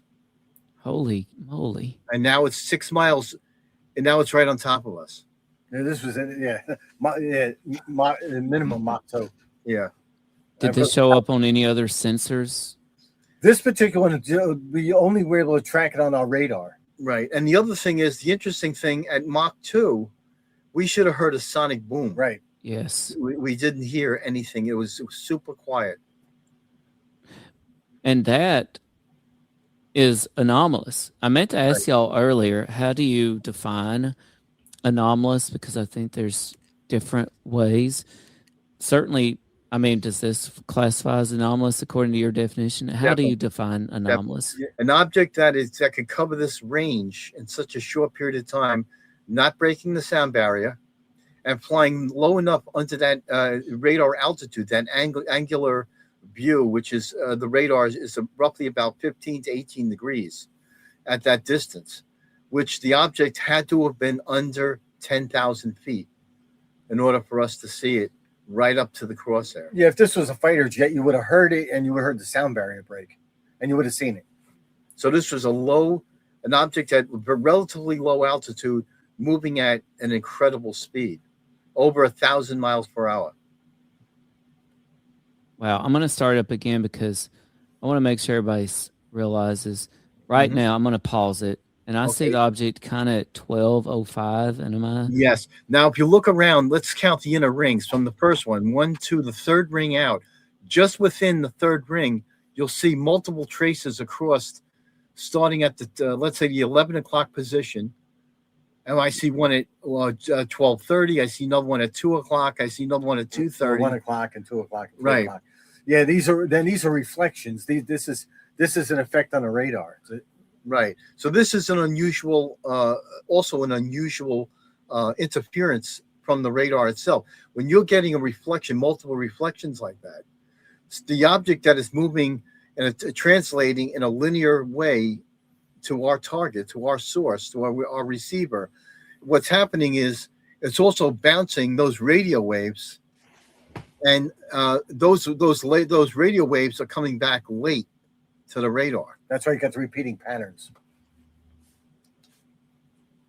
Also, that third ring you mentioned. That's at the 6 mile point. Does your radar go beyond that at all? Yes. Right now, we actually had it set for 6 miles because we were tracking local stuff. Yeah, we can adjust the range on the radar. Right. Okay, so it enters at the 6 mile range. I'm going to hit play here. Okay, and you could actually do the counting. Bang. Now it's at the 2 mile mark already. That's it's 1.5. Yep. And then we're now 1. Okay, now we're past now we're on 6 land. miles at that point. We just covered 6 miles. Yeah, that's an extremely fast object. That's hypersonic. Or supersonic. I mean that rolls out birds. Oh yeah. Oh yeah. And if you notice that target, it's an orange to red reflective target, which means it's solid. The radar was reflecting off a solid target. Solid. And so it's the dimensions of the object are fairly large. That object has to be at least the size of a car, if not larger. Which again is back to this anomalous situation, right? Because in physics, as I understand them, a car-sized object moving at that speed, first of all, the fact of the matter, it doesn't break the speed of sound. It doesn't have a sonic boom. That's anomalous. But then where is this energy going? If it doesn't emanate in this sonic boom, then what exactly is happening to the energy? Right, exactly. Very strange indeed. And now back to triangles. Oh, yeah. Okay, so this was a really interesting incident. This is a triangular formation of objects. At first, we thought it was one single object, maybe a triangle with lights on the corners. But it would be we realized that it was 3 separate objects that were synchronized, that were networked together. It's appeared, and then you see just toward the right of it, just under it, another spherical object just appeared. It's moving from right to left towards the This east. is 30-mile-an-hour winds. Yep. And this object was in a fixed position at 30 mile per hour winds with wind gusts. Very bright, but it was completely invisible to the eyes. This was only in infrared. Look at that. Now, I do want to ask you, because I feel like this always comes up whenever we have encounters with triangular UAP. It always comes up. Are we looking at three different things that obviously make a triangle, because any 3 points make a triangle, or are we looking at one solid object? Yeah, our first thought was one solid object because they were in these fixed positions. But we realized later on that night it was in that position for about 45 minutes, and it actually reflected the light. John's right now emitting it. You can see he's emitting an IR light. It's reflecting the lights reflecting all these objects. I mean, they're close to the shoreline. And what happened is that after 45 minutes, these objects dissipated. There was a large red flash of light, and they're all gone. Right. Now we use both a visible torch and an infrared torch to light up these objects, and we were able to light them up with both. So we were able to see that reflection. The visible light torch, 900,000 lumens, that has a range of about 1,300 to 1,600 feet. So an object, in order for us to see that reflection, it would have had to have been within that distance. Well, I want to circle back real quick because, again, you're clearly here on the coast, on the water. I want to circle back to this drones because I have a theory, a theory that there might be a reason why so many of these drone encounters, which seem to be surfacing again in Jersey, but they've been all over, but a high percentage of them seem to be associated with coastlines.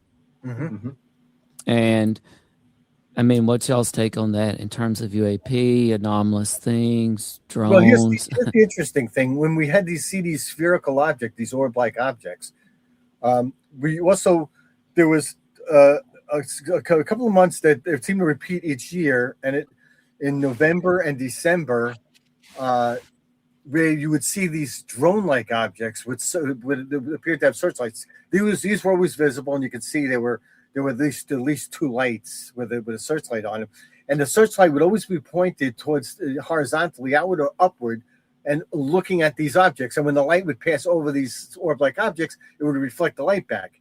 But these orb-like objects were also almost impossible to see.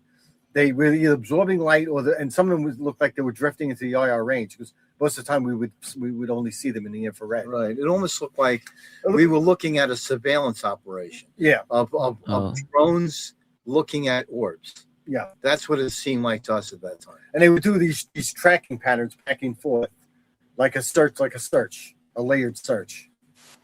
Very interesting. We did have a listener question, I think, about one of these videos, and I think it's about this one here. Sure.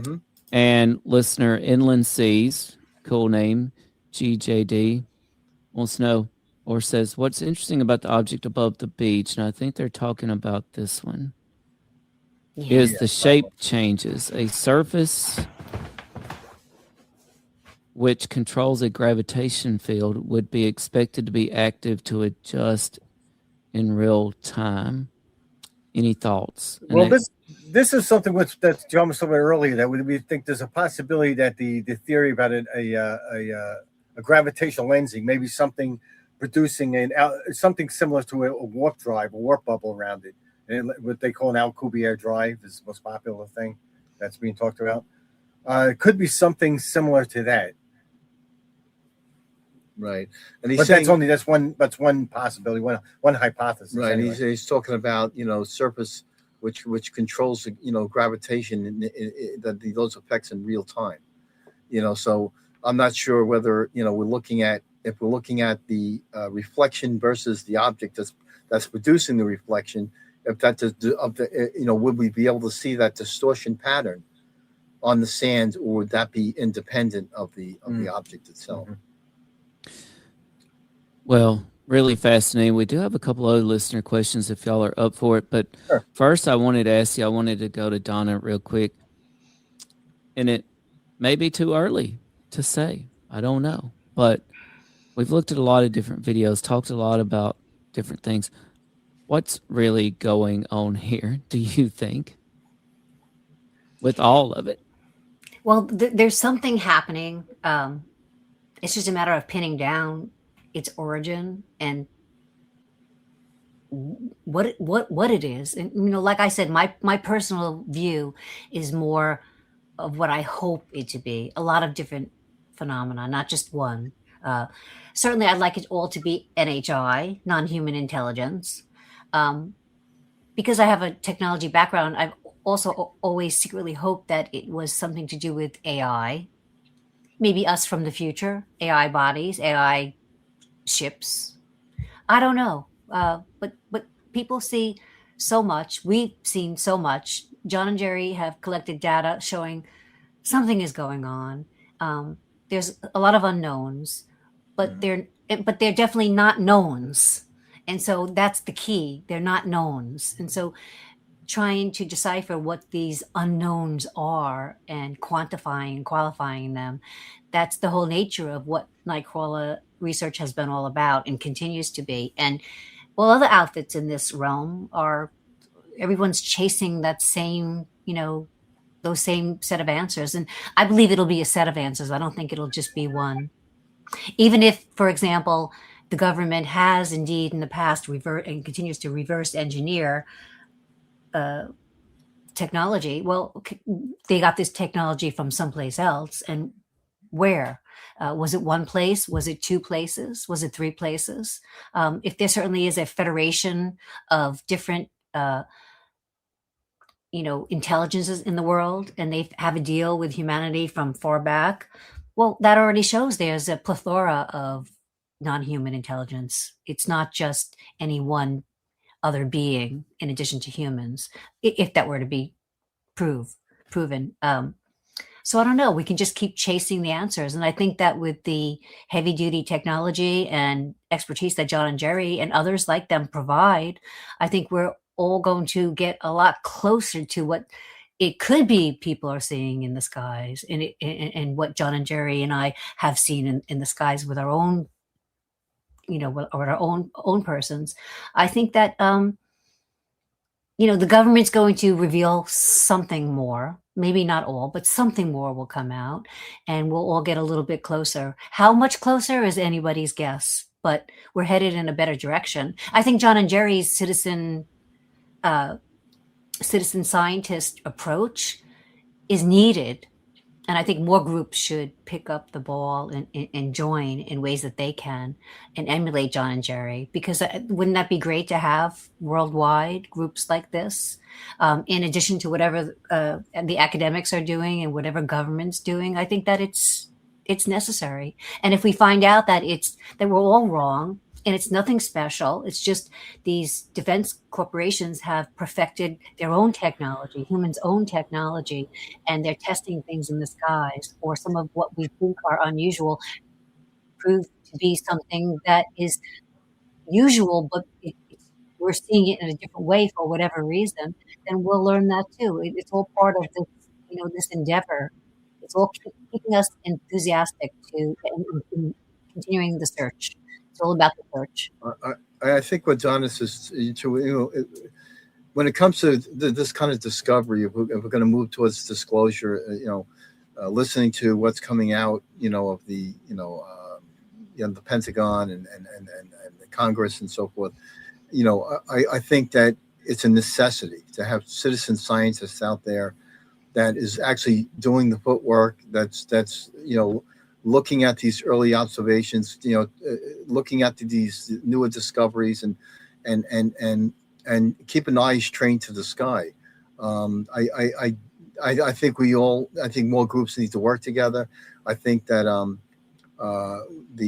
what Reed Summers had done recently with the Detection and Tracking Summit is a real positive approach to what to answering such questions, and to get more people on board with doing the research, the detection and tracking research. I definitely want to applaud what Reed Summers is doing. He stepped up, and that detection tracking summit was wonderful. If anybody, if you haven't seen it, at some point it's going to be going on YouTube.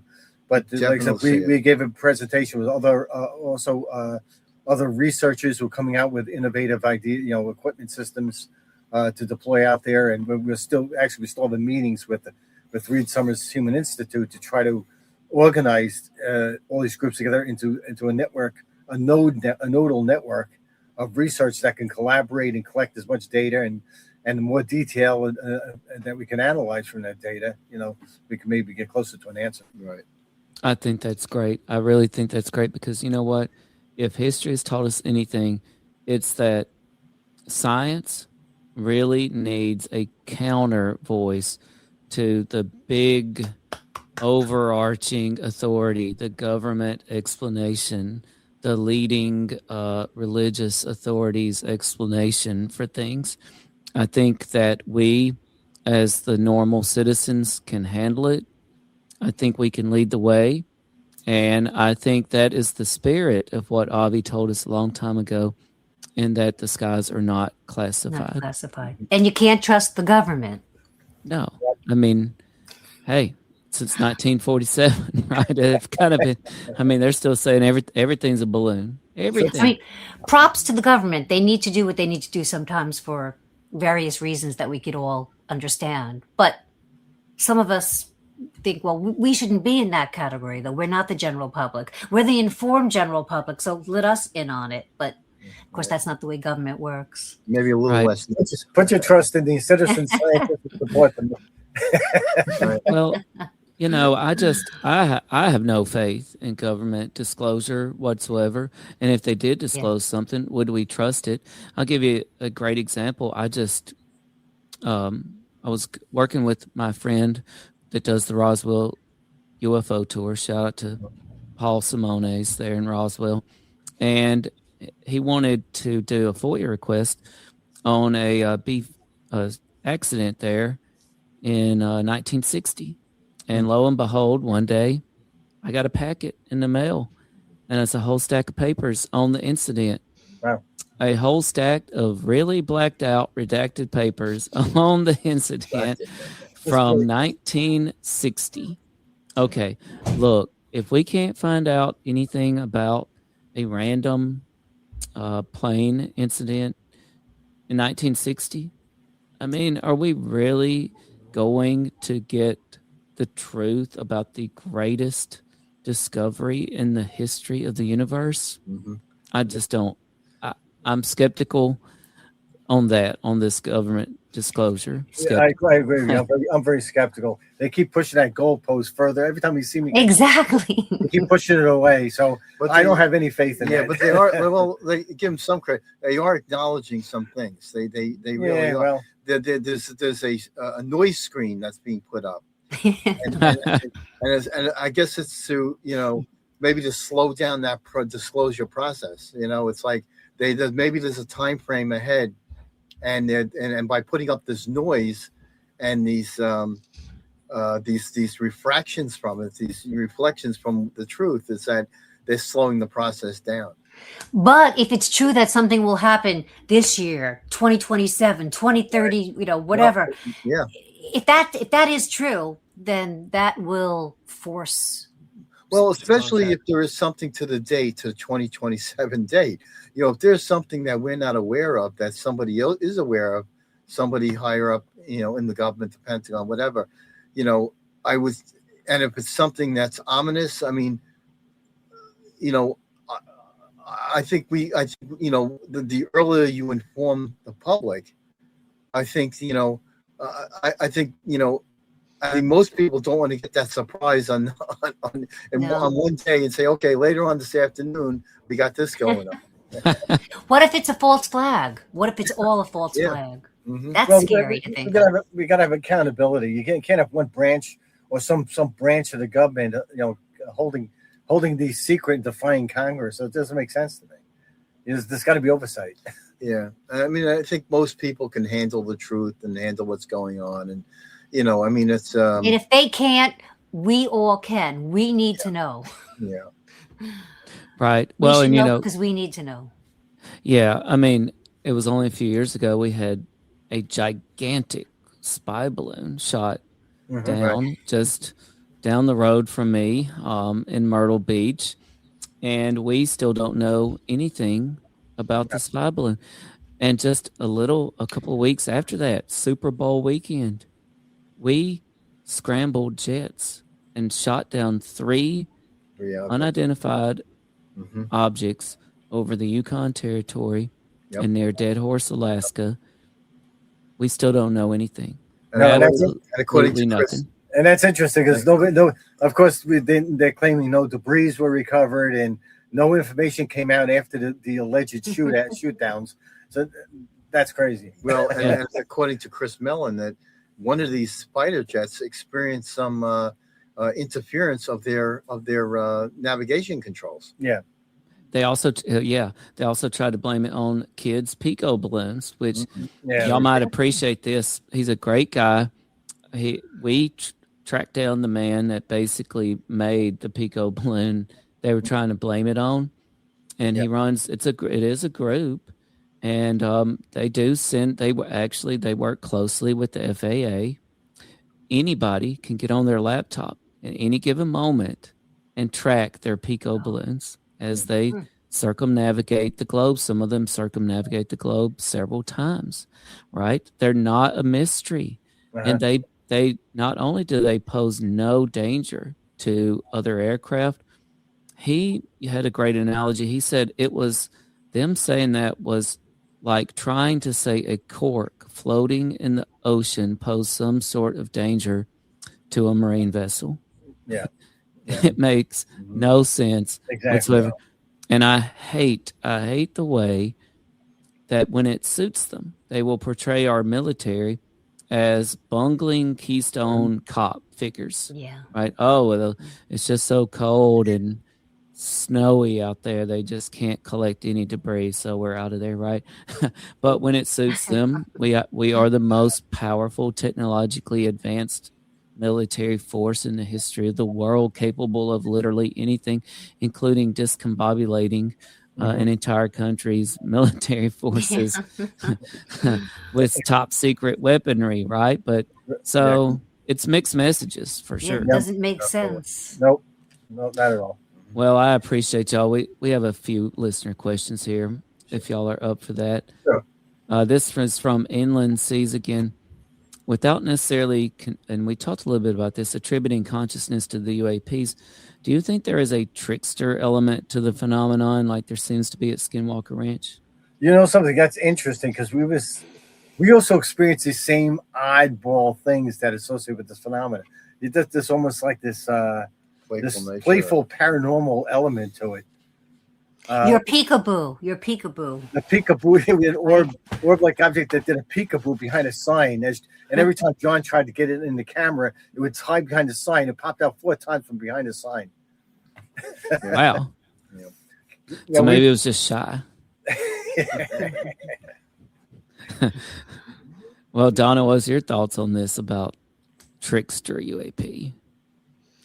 Yeah, I was thinking about that. I don't think I'd ever considered it before, but just in a fast mind summation, just after you asked that, Tim, I don't think that I personally have experienced anything that I would put in that category. But of course, what I saw in the data captured by John and Jerry during the peekaboo, yes, that seemed like it was having fun with John and Jerry. Hey, Donna, I don't think I've encountered that. How about the footprints? Well, that was unusual, but that's not like an orb, or I don't put that in ufology. I know there is a relation, but it's like a weird element. We even have a picture of it looks like a person entering one of the photographs that Donna took when we were setting up our equipment. We accounted for everybody that was out there, but we had this extra person or something, half their body showing up in a photograph, which was quite interesting. Oh, is that what you mean? That was one of them. That's not trickster to me, though. That's just unusual. Yeah, but it has it. Yeah, but that's what I'm talking about. We have these weird elements out there. We've had one time where all our cell phones shut down in one area that we were driving through.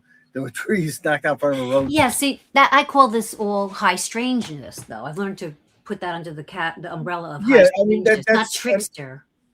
But trickster to me means that like they're playing with you and like with the peekaboo, they're, here I am. No, you're not going to get me. Here I am. No, you can't take a video of, I haven't seen anything of a playful nature like that. To me, without knowing their intentions, I mean, it's all high strangeness, unless we can interpret their intentions. Right. We've had that. We've had these weird kind of things. So, like Donna said, high strangeness. A lot of high strangeness, but I wouldn't say trickster, because to me that word has a different connotation that doesn't go. Yeah, it might be better term, high strangeness. Yeah. Very interesting about the footprints, though. There were six-toed fin footprints. They showed up in the middle of the beach. They had a thermal signature to them. They were warm. They were fresh footprints. We were the only ones on the beach that night. It was like 1 o'clock in the morning, 2 o'clock in the morning. That's why we want a maritime. That's why we want to go out into the water. These were heading towards the water. The footprints were headed towards the water and disappearing. But there were six-toed footprints, bare footprints. Wow. One of my friends goes by the moniker Kilted Creature. He dresses like the creature from the Black Lagoon. He wears a kilt and he plays cryptid swamp metal music. He's a cool dude for sure. So it could have been the Kilted Creature that you were encountering. We'll look out for him. Is that the Gila monster? The creature from the Black Lagoon? Is that the Gila monster? That's what I remember. Yeah, I think that's what it was. I think the Gila. Yeah, he definitely had those finned feet and hands up. Yeah. But this notion of high strangeness, it kind of ties back into the possibility of deceit and that sort of thing. And one thing we've experienced on the show, and many times unexpectedly, is this crossover between what I will call the phenomenon and paranormal. And so in the paranormal, I'm going to lump into things more like poltergeist, demons, ghosts, spirits, souls, that sort of thing, right? And like I said, quite unexpectedly, we'll be talking to somebody who's purely here with us to talk about UFOs or the phenomenon, but then this other realm creeps in, and sometimes they don't even want to talk about that aspect of it. I think when you're talking about UAPs, UFOs, you have to include that paranormal element, and this what Donna talks about, this strangeness that's going on. It's I think you can't exclude the two. It seems to follow a lot of these incidents, especially people who observe these objects for longer periods of time. You see these. They experience this high strangeness. Right. Now, I've always had paranormal experiences. I have some very small gifts, I would say. I've learned to see that I'm different from others. Not everyone has it, but a lot of people have it far more than me. So I'm not very gifted, but I do have had. So is that why sometimes I can spot what John and Jerry spot? Maybe we're open. We have something in our brain or our consciousness that is open. And so our eyes are open more. And so we're able to see or want to see. We look. Some people don't even look. It's possible that it's connected. But these two things, I put them separate. The high strangeness related to ufology, I put in a different barrel than what I've encountered, what others would say is more paranormal. But there could be a crossover. I don't know I don't know how that would work, the mechanics of that. I definitely think that a consciousness connection should, is certainly possible. Yeah. Well, one thing I've come to realize, or I have a theory that this is happening, is that paranormal experiences happen to the general population way more than we realize. Mm-hmm. Way more. John has had paranormal experiences, and he's seen things in the sky, even during our study near his home, without any cameras, without, so, there's that. We've all seen something in the sky with, during our lives right here on Long Island. So I think that maybe all three of us have that capacity. I don't know. Is it because we're open to it, or is it because there's something different about us? I don't know. Someone should do a study on that, a sociology study. Yeah, because we've been exposed to it too. Or because we've been exposed to it. Are y'all ever afraid out there? Yes. Yes. Don and I were. And Donna's felt it too. You get that. I felt it. We heard sounds. Like, I would hear, like, like hideous laughing sounds or Yes. scream. Voices, but sometimes we saw animals that we weren't sure what type of animals. Tribal sounds at one point. So then Yeah. that's a high strangeness element. And also, to top it off, the location that we primarily were doing these field studies at, Tim, there was a killer called the Long Island Killer. He was still active and about, and his burial grounds were right there. Gilgo Beach murders. The Gilgo Beach murders. So we had that. And one time we arrived in the Nightcrawler, like maybe 11 o'clock. It was a late night for us getting started. And we didn't even get past security. They just said, get out of here. Just come in, go. Because there were emergency vehicles coming in the back. There were helicopters flying over not the ocean, but the bay part. And they were like, something was going on and they found a body or something. And I was thinking, oh my God, I hope, is that another Long Island serial killer, body that they found? Who knows? Yeah. There was a lot going on. It was a very interesting site. So there is that. And then that site has been known to have sightings, people sensing things or seeing things. So, it was charged with a lot. So every time we were there, anything was possible. I think we all felt that. That was part of the excitement and the energy, to be a little bit nervous because not knowing what to expect, because that site came already with so much baggage, and what we witnessed just added to that. But I think we all got through it. We were nervous sometimes. And I know I was personally scared sometimes, not ever of the UFOs that I thought I saw, only these other things like the Long Island serial killer or a ghost or what is that body in the picture? Like, where did that body come from? Well, those are the things I was nervous about. Yes, exactly. Weirdos you work with. It is. Well, look, just keep your heads on a swivel out there, because we want y'all on UAP documentaries, not on the next season of Unsolved Mysteries. Okay, so just stay alert out there. We have a question here for y'all from Future Fish 8819. There have been strange radio and radar signal interference phenomenon like delays and radar echoes for hundreds of years or 100 years. Right. Could the brothers and Donna explain that phenomenon a bit? Yes, John can explain that. So long delay echoes have been recorded for a long time. LDEs, they call them. And this is even before radar. It's radio signals where they were broadcast out. They'd get a late return. And there's some theories out there that call it ducting, atmospheric ducting, where somehow these radio waves can be ducted in such a way that they come back late. The issues that I have with that is that if you're getting a late return, that means that radio wave has traveled an exceptional distance in order to come back late like that. And to come back late with a distance issue, you're going to have an attenuation problem with that. The signal is going to be greatly attenuated. So possible LDEs, with late returns, but with much reduced signal, attenuated signal. Some of these signals, on the other hand, have been recorded to come back even stronger than the actual source that produced them. And we've had them stronger, and especially at that distance. So that doesn't make a lot of sense. And we've had returns that long delay, what we consider long delay echoes, and the signals were higher in amplitude in some cases. John Jerry published a paper on this very thing. Yes. Mm-hmm. Yeah, I'm not a big proponent of the ducting theory. I think it was a theory that was thrown out there. There was no other data that followed that up or solidified that in any way. Right.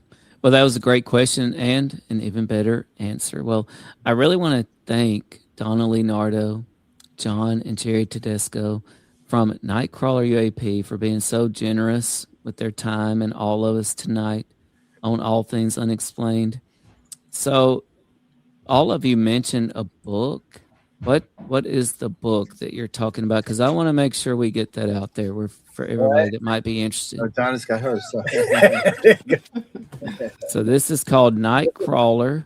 And what's this eye on the sky? Eye in the sky. Yeah, see a picture of the vehicle on the beach. Yeah. And where can people pick that up at? Amazon books, Amazon.com. The Amazon, and I believe we're on Barnes and Nobles. Barnes and Noble also.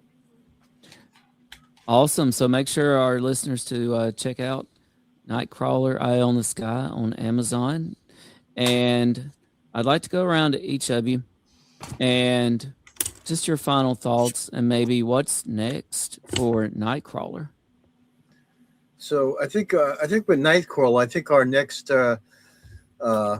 phase of this research is going to be on the open oceans, on the sea. We're going to be looking for USOs as well as UAPs.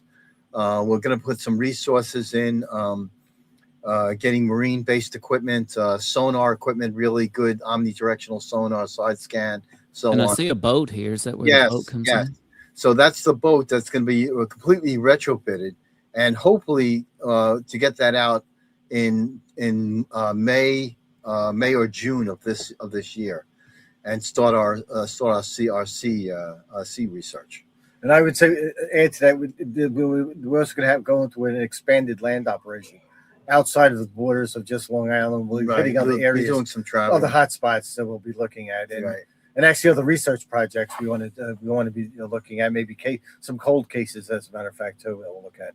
Mm-hmm. Very good. And I actually asked y'all off the air, any thoughts on Catalina Island or heading out to that area? Something Chris Mellon had brought that up with us. If we have any intention to go out to Catalina Island, if somebody funds us, open call. Or let's say sponsors it to some extent. Or sponsors we can certainly do that, and it takes a lot of resources, of course, to get out there and stay out there with the right even and so forth. Bring the equipment out that way. So, well, if y'all do get to go out there, I hope you are careful. I know there's a couple of military bases out off of Catalina Island, dangerous waters, rough conditions. Our friend of the show, Jorg Arnu, who operates the Dreamland Resort website, and he's in Rachel, Nevada, just outside of Area 51. And he kind of hinted on the activity out there and how the military is, he believes, taking a lot of their testing away from places like Area 51 to these places offshore to get them away from as many eyeballs, because as Jorg put it, you can go set up a lawn chair, in the middle of Nevada and kind of pleasantly watch the sky all night long. But good luck taking a boat a couple miles off the coast of Catalina Island and setting up shop. It won't be quite so easy. So I wish y'all Godspeed and safe travels and the best of luck if you do happen to get out there that way, or whatever whichever way your research takes you. Some Donna, people in the aviation industry dismiss Catalina Island because of the nature of the fact that there are some, there are defense contractors around testing various assets, so that they attribute what people see, even though we have that wonderful Tear in the Sky documentary, which I thought was fabulous, right? It was. But they dismiss it because of the defense contractors in the area. And I don't think that's fair, right? I think that if anything, the data seems to suggest there's some sort of correlation. Exactly. Right? Like that not that it's the same, but that they're attracted to these venues. Yes. Well, Donna, what about you? What's next for you and Nightcrawler, you think? Well, I think the one thing that I wanted to mention, which hasn't come up tonight, and it may be of interest to you, Tim, and your audience, and you specifically too, because you're in North Carolina, near the coast. So we're Long Island on the coast. And we learned early on that there's a deep water trench right off of Long Island, New Jersey. It kind of starts at the mouth of the Hudson River in New York City, and it grows and grows and grows. And it's like an underwater. They say it's like by the way, the West Coast has something just similar, a deep water trench. I don't know if it's near Catalina Island. I need to check that out. But it's called the Hudson Canyon on the East Coast. And it stretches, and it's like they call it an underwater Grand Canyon. It's that massive.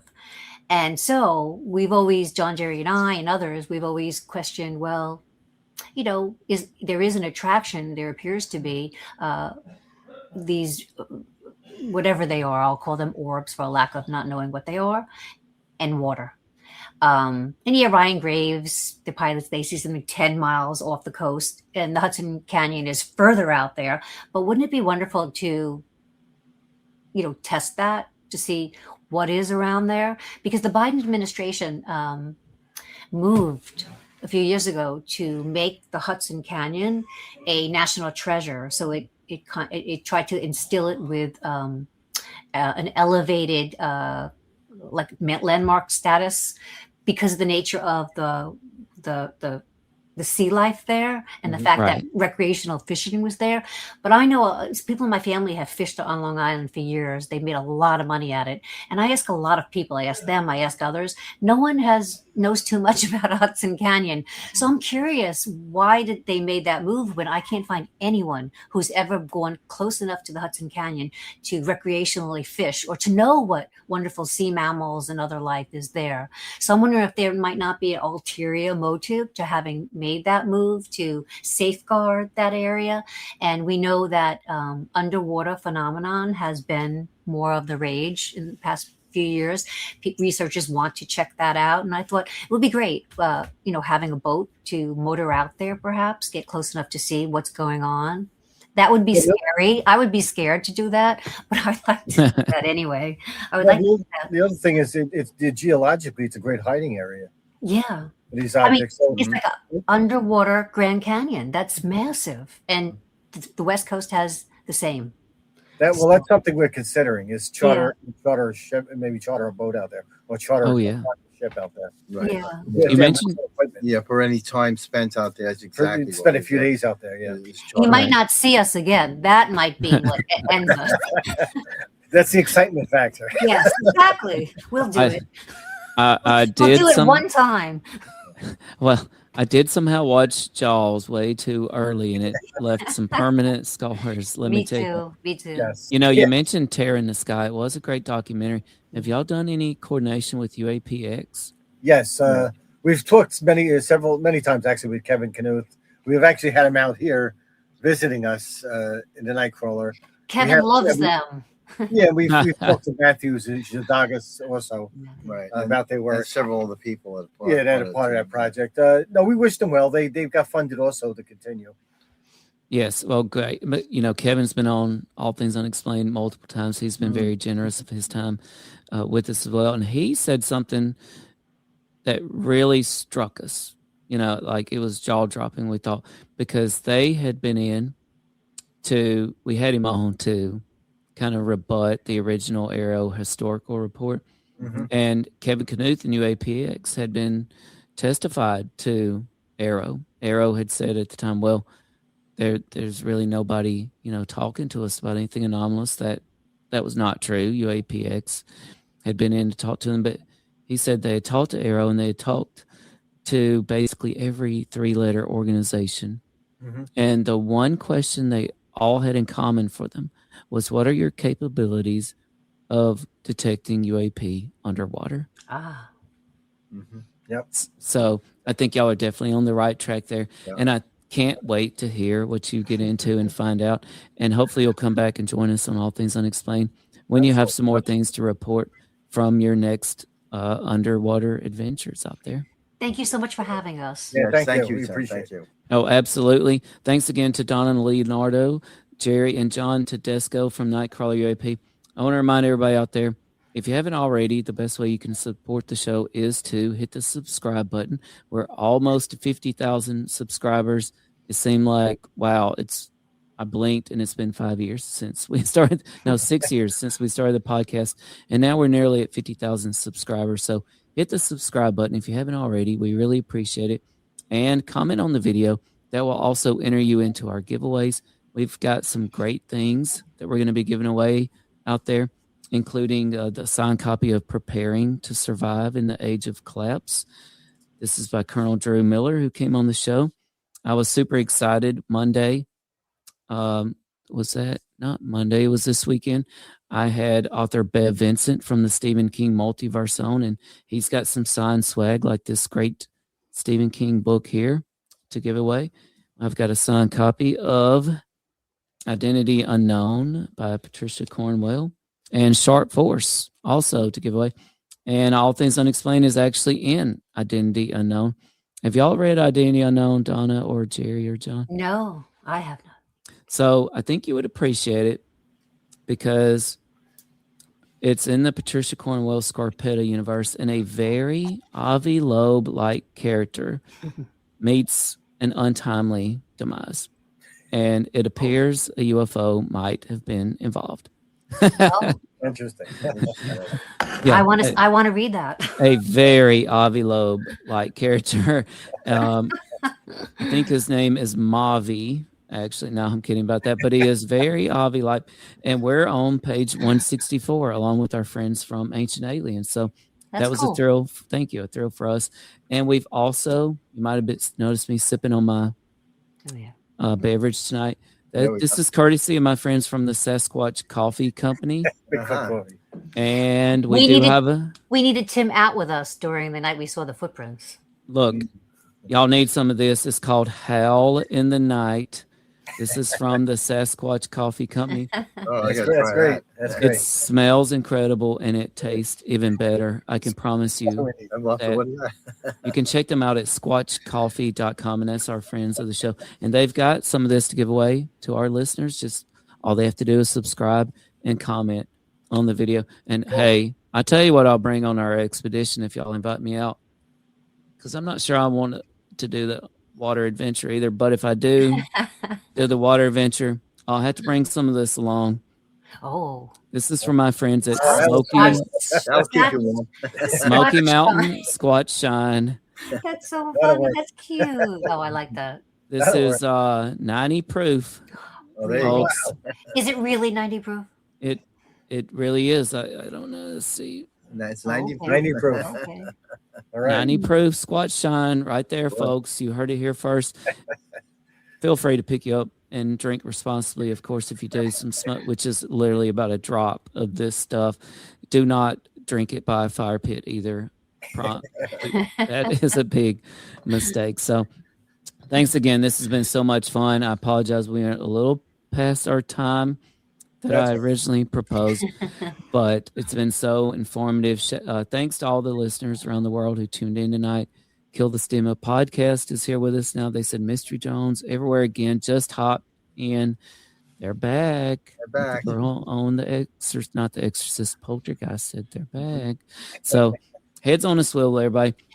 I want to thank everybody out there. I'm Dr. Mouse. This has been All Things Unexplained, and I want to encourage everybody to do something this week. Take some time to get off these things here, these screens. Yeah. Get away from these signals. Go outside for a little while. Be like Nightcrawler UAP. Head out into the woods. Take a hike. Disconnect from technology for a while. Go sky watching yourselves. All right?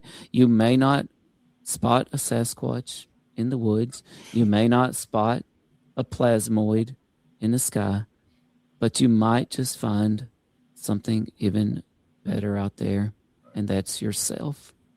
So we really appreciate y'all. I want to get this last comment on, hey, you know what? Maybe one more question.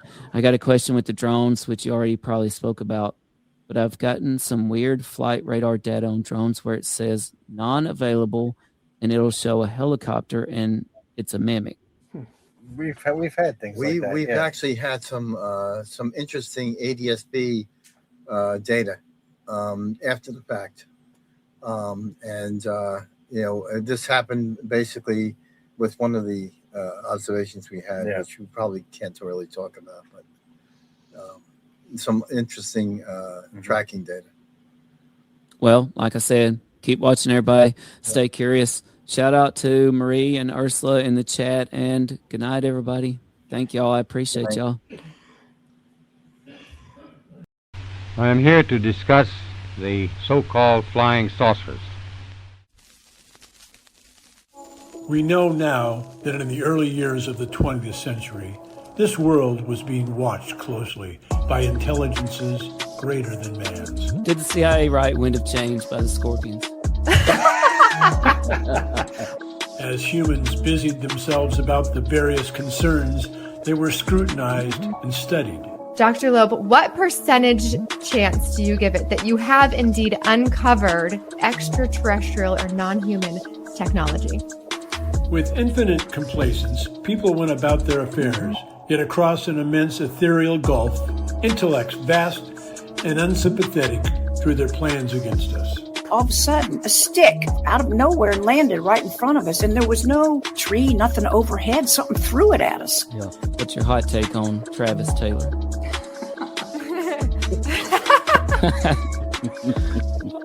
I've got an exclusive for you guys if you want it about the Alaska. We do. Okay. Dr. Taylor was revealed to be the chief scientist of the UAP task force with the Pentagon. All Things Unexplained. So some of that, I think, sir, we'll save for closed session.